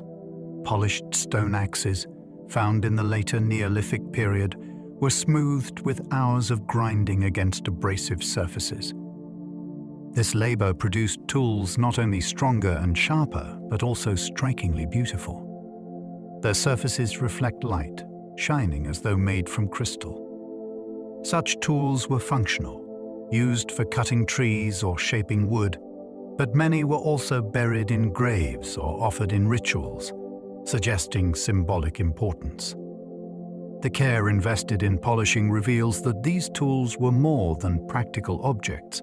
They were expressions of identity, prestige, or spirituality. To create such a tool required patience and vision, turning rough stone into something sleek and shining. These mirror-like axes remind us that even in the Stone Age, beauty and utility were intertwined in human craftsmanship. Grinding stones transformed plant foods. Before farming, people already experimented with grinding plant foods using heavy stones. Grinding stones found at archaeological sites bear the smooth, worn surfaces of repeated use, where seeds, nuts, and roots were crushed into flour or paste. This innovation transformed diets, making tough grains digestible and unlocking new sources of nutrition. Ground seeds could be cooked into porridges or flatbreads, precursors of agriculture's later staples. The labor was intensive, hours of grinding for modest yields, but it allowed communities to survive in lean seasons and expand their food sources beyond hunting. The worn hollows of grinding stones, polished by countless repetitions, are silent testaments to patience and persistence. They mark the first steps toward agriculture, where plants were no longer just gathered but processed with care. These stones show that long before fields were sown, the foundations of farming were already being laid in grinding rhythm. People experimented with plant domestication before farming. Long before organized agriculture, Stone Age people were already experimenting with plants. Archaeological evidence shows that wild cereals and legumes were selectively gathered, replanted, and even encouraged to grow in favorable patches. Some groups learned that seeds dropped near camps sprouted again, inspiring the idea of cultivation. These experiments blurred the line between foraging and farming, setting the stage for agriculture. They reveal curiosity and observation, noticing which plants grew best, which seasons brought abundance, and how soil and water shaped success. Over generations, these small acts of tending became deliberate efforts, leading to the domestication of wheat, barley, and lentils. This experimentation was not sudden, but gradual, 1,000 small discoveries woven into daily life. Farming did not begin with a single field. It began with countless moments of attention, as people realized they could shape nature just as surely as they shaped stone. Wild cereals were gathered for thousands of years. Before farming, wild cereals like einkorn, barley, and millet were staples for foragers across the ancient Near East and beyond. Grinding stones dating back more than 20,000 years bear traces of these plants, proving that people harvested them long before cultivation. Gathering wild cereals was hard work, bending, cutting, threshing, and grinding with simple tools. But the reward was rich. Grains could be stored, cooked, and carried, offering energy long after a hunt ended.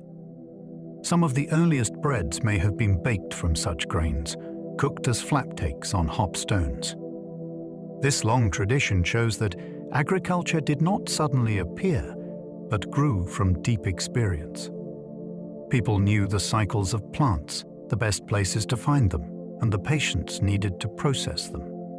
The fields of the first farmers were born from thousands of years of gathering wild grasses under the open sky. Goats and sheep were among the first herded animals. When farming took root, animals became as important as plants. Goats and sheep were among the first species domesticated, their herding beginning more than 10,000 years ago. Both were perfectly suited to human needs, hardy, adaptable, and providers of milk, meat, hides, and wool. Archaeological sites show pens and corrals where wild herds were gradually brought under control. Over generations, people selected animals that were calmer and easier to manage, slowly shaping them into domesticated breeds. Herding transformed human life, offering reliable food and material, and tying communities more firmly to the land. To keep goats and sheep was to claim security, a steady source of sustenance that freed people from the uncertainties of pure hunting. These early herds were living tools, carried from valley to valley, following people wherever they went. They were the first companions in humanity's long partnership with animals. Cattle domestication began in the Neolithic. The domestication of cattle marked another milestone of the Neolithic. Descended from massive wild aurochs, early cattle were powerful animals, valued for their meat, milk, hides, and eventually their strength as draft animals. Domestication began more than 8,000 years ago in the Near East, where people learned to manage herds, breed selectively, and protect them from predators. The shift to cattle herding was transformative. Herds became mobile wealth, sources of food that could walk alongside communities as they migrated or settled. Cattle also carried symbolic weight, appearing in rituals and burials, their strength and size inspiring reverence. To tame such a large animal was a remarkable achievement, a blend of patience, risk, and ingenuity. These herds expanded the possibilities of survival, fueling population growth and settlement. The story of cattle domestication is the story of humanity's deepening relationship with nature, transforming wild strength into trusted partnership. Permanent villages emerged with farming. As farming spread, people no longer needed to follow herds or seasonal migrations. For the first time in history, permanent villages appeared. These settlements, some dating back over 10,000 years, consisted of clusters of houses built from stone, mud, or timber. Archaeologists have uncovered villages with courtyards, storage pits, and communal spaces, revealing new rhythms of life. Farming allowed larger populations to gather, and permanence encouraged new crafts: pottery, weaving, and tool specialization. Villages also became centers of culture, where traditions deepened and identities strengthened. But with permanence came challenges, disputes over land, the spread of disease, and the need for cooperation. Yet the advantages outweighed the risks, and the village became humanity's new home. These settlements were the seeds of towns, cities, and civilizations, rooted in the soil tilled by Stone Age farmers. The first villages were small, but their legacy shaped the entire future of humanity. Mud brick houses appeared in the Stone Age. Among the earliest permanent dwellings were mud brick houses, built by mixing clay, straw, and water into bricks that dried hard in the sun. These structures, some more than 9,000 years old, have been found in ancient villages across the Near East. Mud brick houses were durable, yet simple to build, their walls insulating against both heat and cold. Floors were sometimes plastered, and hearths installed for cooking. Roofs made of timber and reeds provided additional space for storage or even sleeping. These houses marked a profound shift, not temporary shelters of hide or bone, but stable homes meant to last years, even decades.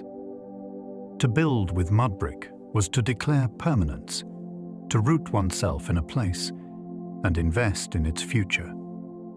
Standing among the ruins of these ancient houses, one can still see the outlines of humanity's first true neighborhoods, built of earth and ambition. The first plastered floors date back to ancient Jericho. In the ancient settlement of Jericho, archaeologists uncovered houses with floors coated in thick plaster, some of the earliest known in the world. These smooth, gleaming surfaces were made from lime plaster, created by heating limestone to incredible temperatures and mixing it with water. The effort required to make such plaster was immense, involving fire, labor, and planning.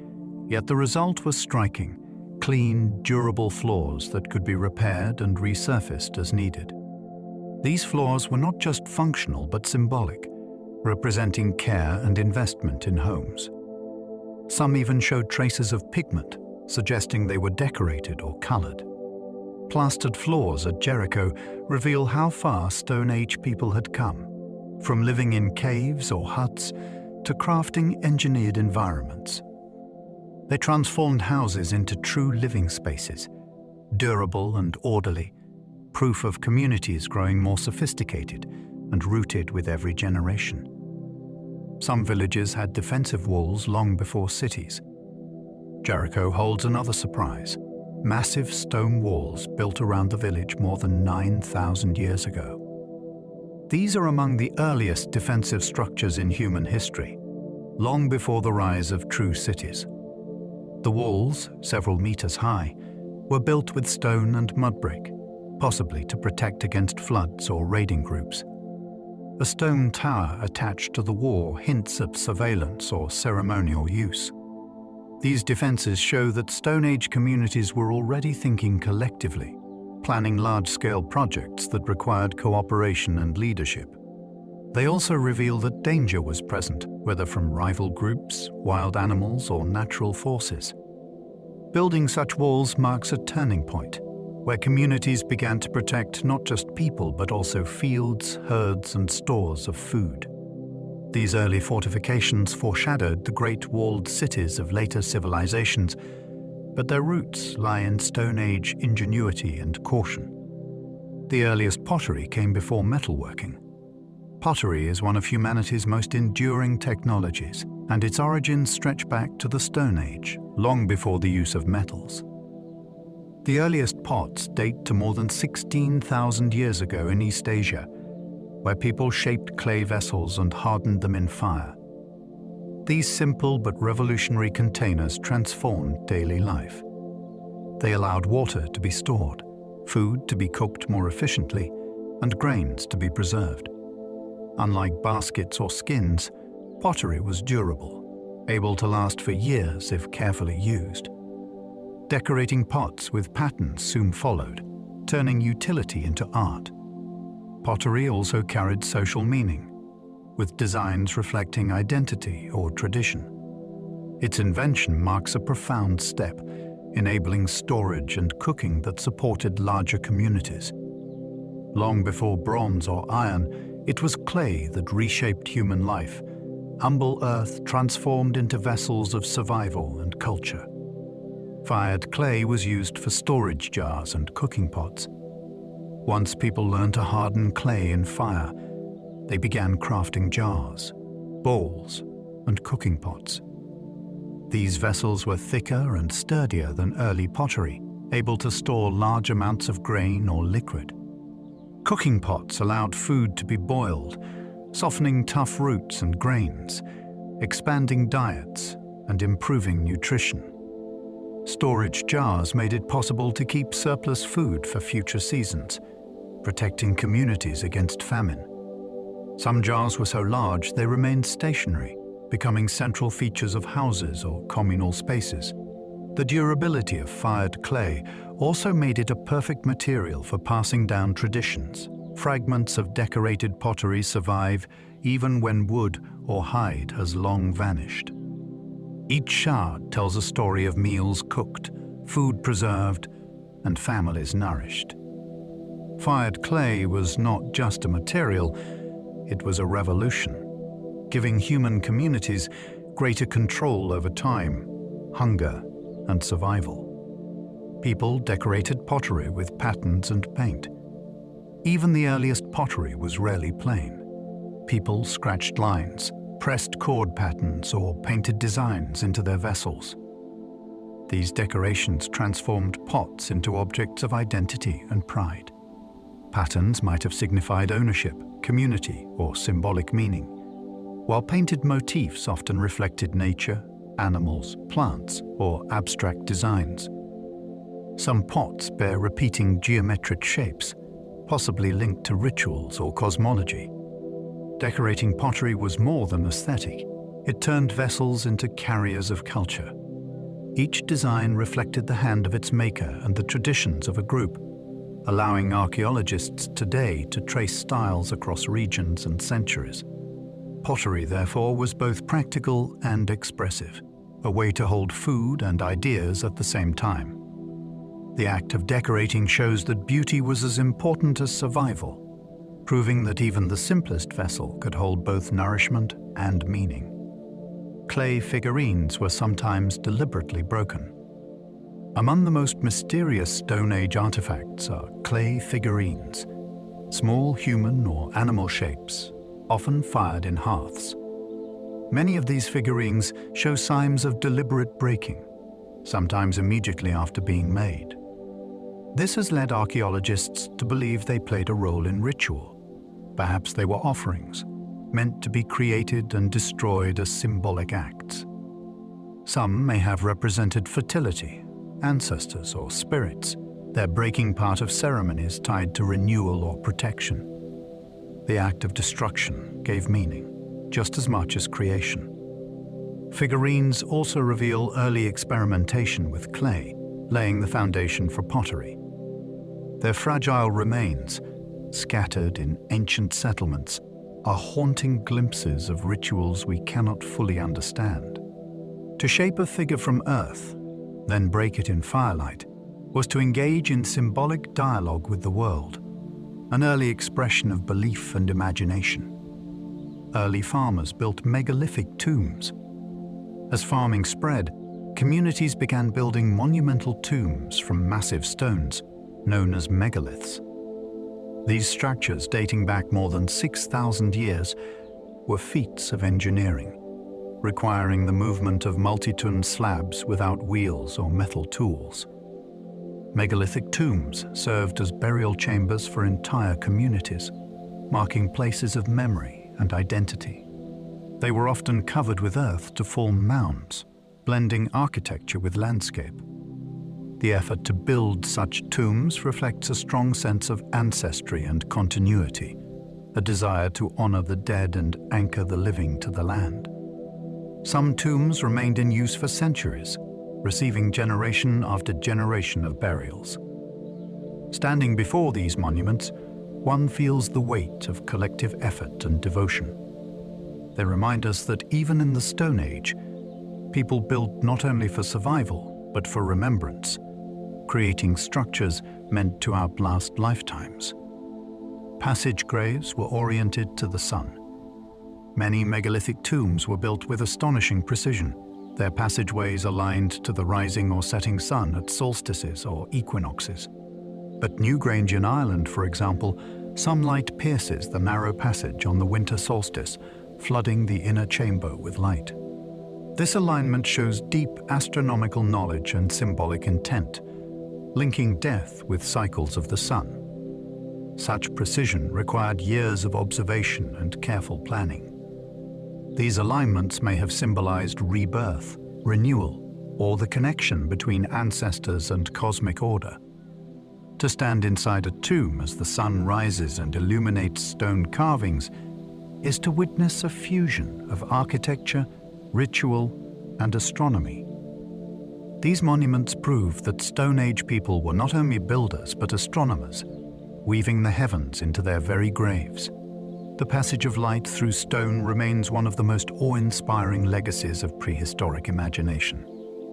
Stone circles may have aligned with solstices. Beyond tombs, people also raised great circles of standing stones, some aligned with solstices or other celestial events. Stonehenge in England is the most famous, but stone circles exist across Europe and beyond. These rings may have served as ritual spaces, calendars, or gathering places where communities came together to mark the rhythms of the year. Aligning massive stones with astronomical events required knowledge, patience, and collective effort. The stones themselves became markers of time, guiding planting, harvesting, or ritual. To gather in a circle of towering stones as the sun rose or set at a precise point must have been profoundly moving. These monuments reveal how deeply the cycles of the heavens were woven into human life. Long before written calendars, stone circles anchored time itself in the earth, creating sacred landscapes where sky and stone met. Menhirs were raised as standing monuments. Scattered across Europe, Africa, and Asia are menhirs, single standing stones erected by Stone Age people. Some stand alone, others in rows or clusters, towering above the landscape. The effort to quarry, move, and raise these stones was immense, yet their purpose remains mysterious. They may have marked territory, commemorated ancestors, or served as ritual markers aligned with the sun or stars. Some are carved with symbols, while others stand plain and silent, their meaning lost to time. What is clear is their power. To walk among them is to feel the presence of intention, of human will etched into stone. Menhirs represent some of the earliest large-scale monuments, turning the landscape into a canvas of memory and meaning. Their enduring presence shows that Stone Age people sought permanence, creating markers that still stand millennia later, long after their builders have vanished. Ancient roads connected villages and monuments. Archaeologists have discovered traces of ancient pathways linking villages, tombs, and ritual sites. These early roads, often marked by ditches or stone alignments, show that movement and connection were central to Stone Age life. People traveled between settlements carrying goods, stories, and traditions. Roads also served symbolic functions, guiding processions during rituals or linking the living with the spaces of the dead. Some alignments stretch for miles, their straightness suggesting deliberate planning rather than chance trails. These paths remind us that Stone Age life was not isolated but interconnected, with communities bound by shared spaces and journeys. To walk an ancient road is to step where countless feet once passed, carrying burdens, offerings, or memories. These silent lines in the earth are among the earliest expressions of infrastructure, proof that people sought not only to survive, but to link their worlds together. Trade networks stretched across continents. The Stone Age world was vast, yet people connected across incredible distances. Obsidian from Anatolia appears in sites hundreds of miles away. Shells from distant coasts turn up deep inland. Amber, flint, and pigments traveled in hands and packs across mountains and plains. These objects prove that long before caravans or ships of empires, trade networks already spanned continents. Exchange was not only about survival goods, but about beauty, rarity, and meaning. Carrying an object from afar was to carry a story, a link to other communities. Trade created bonds of trust and shared culture, weaving together a scattered humanity. These networks reveal that Stone Age people were not isolated, but cosmopolitan in their own way, part of webs of exchange stretching far beyond their horizons. Each traded bead or blade was proof that curiosity and connection have always been central to our species. Stone Age innovations laid foundations for civilizations. The Stone Age was not a time of stagnation, but of constant innovation. Fire, clothing, shelter, tools, art, and agriculture all emerged in these long millennia. Each invention laid the groundwork for the civilizations that would follow. The ability to store food, track time, build monuments, and gather in communities were all first steps toward towns, writing, and states. The Stone Age was humanity's laboratory, where trial and error shaped the foundations of everything to come. Without its ingenuity, there would be no cities, no temples, no history as we know it. These innovations remind us that progress is cumulative. Each spark, each flake of stone, each seed planted pushed humanity forward. Far from primitive, the Stone Age was the age when everything began, when people carved the first steps on the path that still stretches into our future. The Age of Stone ended, but its inventions live on. The Stone Age eventually gave way to the Age of Metal, when bronze and iron transformed tools and weapons. But the inventions of the Stone Age never truly disappeared. Fire still warms our homes, clothing still shields us, and storytelling still binds us together. We still build, farm, trade, and decorate, following patterns set long ago. Even today, archaeologists uncover stone tools that are sharp, efficient, and elegant, reminding us of their enduring brilliance. The end of the Stone Age was not an end, but a transformation, with its discoveries carried forward into every chapter of history. The echoes of that age live in our daily lives, proof that its people were not so different from us.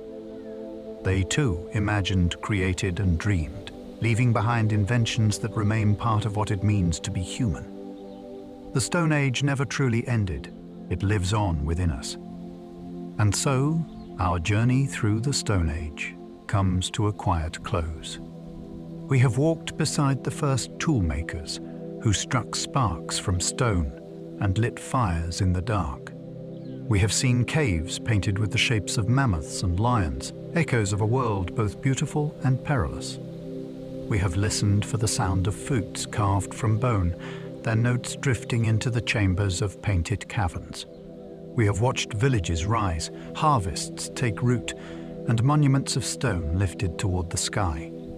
The Stone Age was not only about survival. It was about imagination. The first beads strung on cords, the first songs played, the first seeds planted. Each was a beginning, each a spark that carried humanity forward. The people of that age may seem distant, but their hands shaped the world we still live in. The tools they invented, the stories they told, and the paths they carved became the foundations of everything that followed. As we leave this ancient world, let us remember the patience of those who ground seeds on stone, the courage of those who crossed seas in fragile boats, and the wonder of those who looked at the stars and imagined patterns in their dull, endless sweep. Their lives remind us that humanity's strength lies not only in survival, but in curiosity, creativity, and connection. If you have stayed with me this far, perhaps your eyes are already heavy, your breathing slower, your thoughts drifting like embers fading into ash. Let the weight of the day slip away as softly as footprints disappearing into ancient soil. If you enjoy these gentle journeys, I invite you to like and subscribe, or simply share a thought in the comments below. It helps others find their way here too, one sleepy soul at a time. But for now, there is nothing more to do, and nowhere else you need to be. Rest easy, let your mind wander through painted caves and starlit fields, and allow yourself to drift into sleep, carried by the quiet echoes of the Stone Age. Let's end our journey here. Good night.